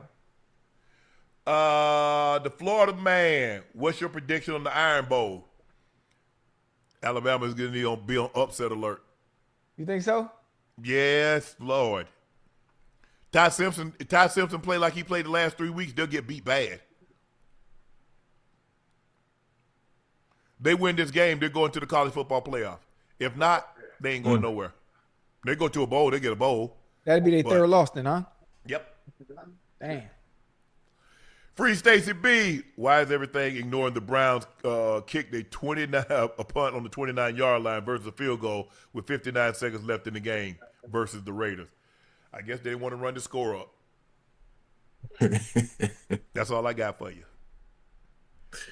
Annie OG, love you guys. Always make me laugh. Who you got, Ohio State or Michigan? O-H. Who you got, Ocho? I got Ohio State winning that one. Joe? I'm going against the grain. I'm going Michigan. Yeah.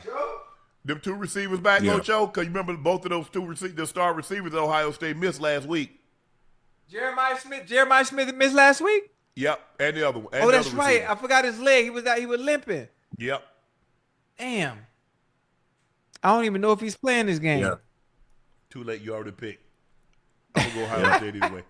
Christian, what's your reaction to Marshall Faulk being hired as the head coach of Southern University? Yeah, Southern. Hey. Congratulations. That is my classmate in the 2011 HOF Hall of Fame induction, so I'm happy for it. I never would have thought Marshall wanted to coach, but, working with time, he got the bug, and he's from Louisiana. Make it work, Marshall. Yeah, that's what's up. Yeah. I sure wish you get the bug. Nah, I do. Not the bug you got, though. Nah, I'm talking about the bug to go coach. Here you go. I want to thank you guys for joining us for another episode of Nightcap. I'm your favorite uncle, Shannon Sharpe, my partner and co-host, the Liberty City's own Bingo Ring of Fame honoree, a Pro Bowler and an All-Pro. He's Chad Ochocinco Johnson, and the Arkansas native and the University of Arkansas alum, 7-time NBA All-Star with the Atlanta Hawks, the Nets, Heat, Utah, and the Boston Celtics, and the Phoenix Suns. Damn, Joe, you got a bunch of jerseys. That's ISO Joe Johnson. Been around the block, baby. Please make sure you hit that subscribe button. Please make sure you hit the like button and go subscribe to the Nightcap podcast feed wherever you get your podcast from.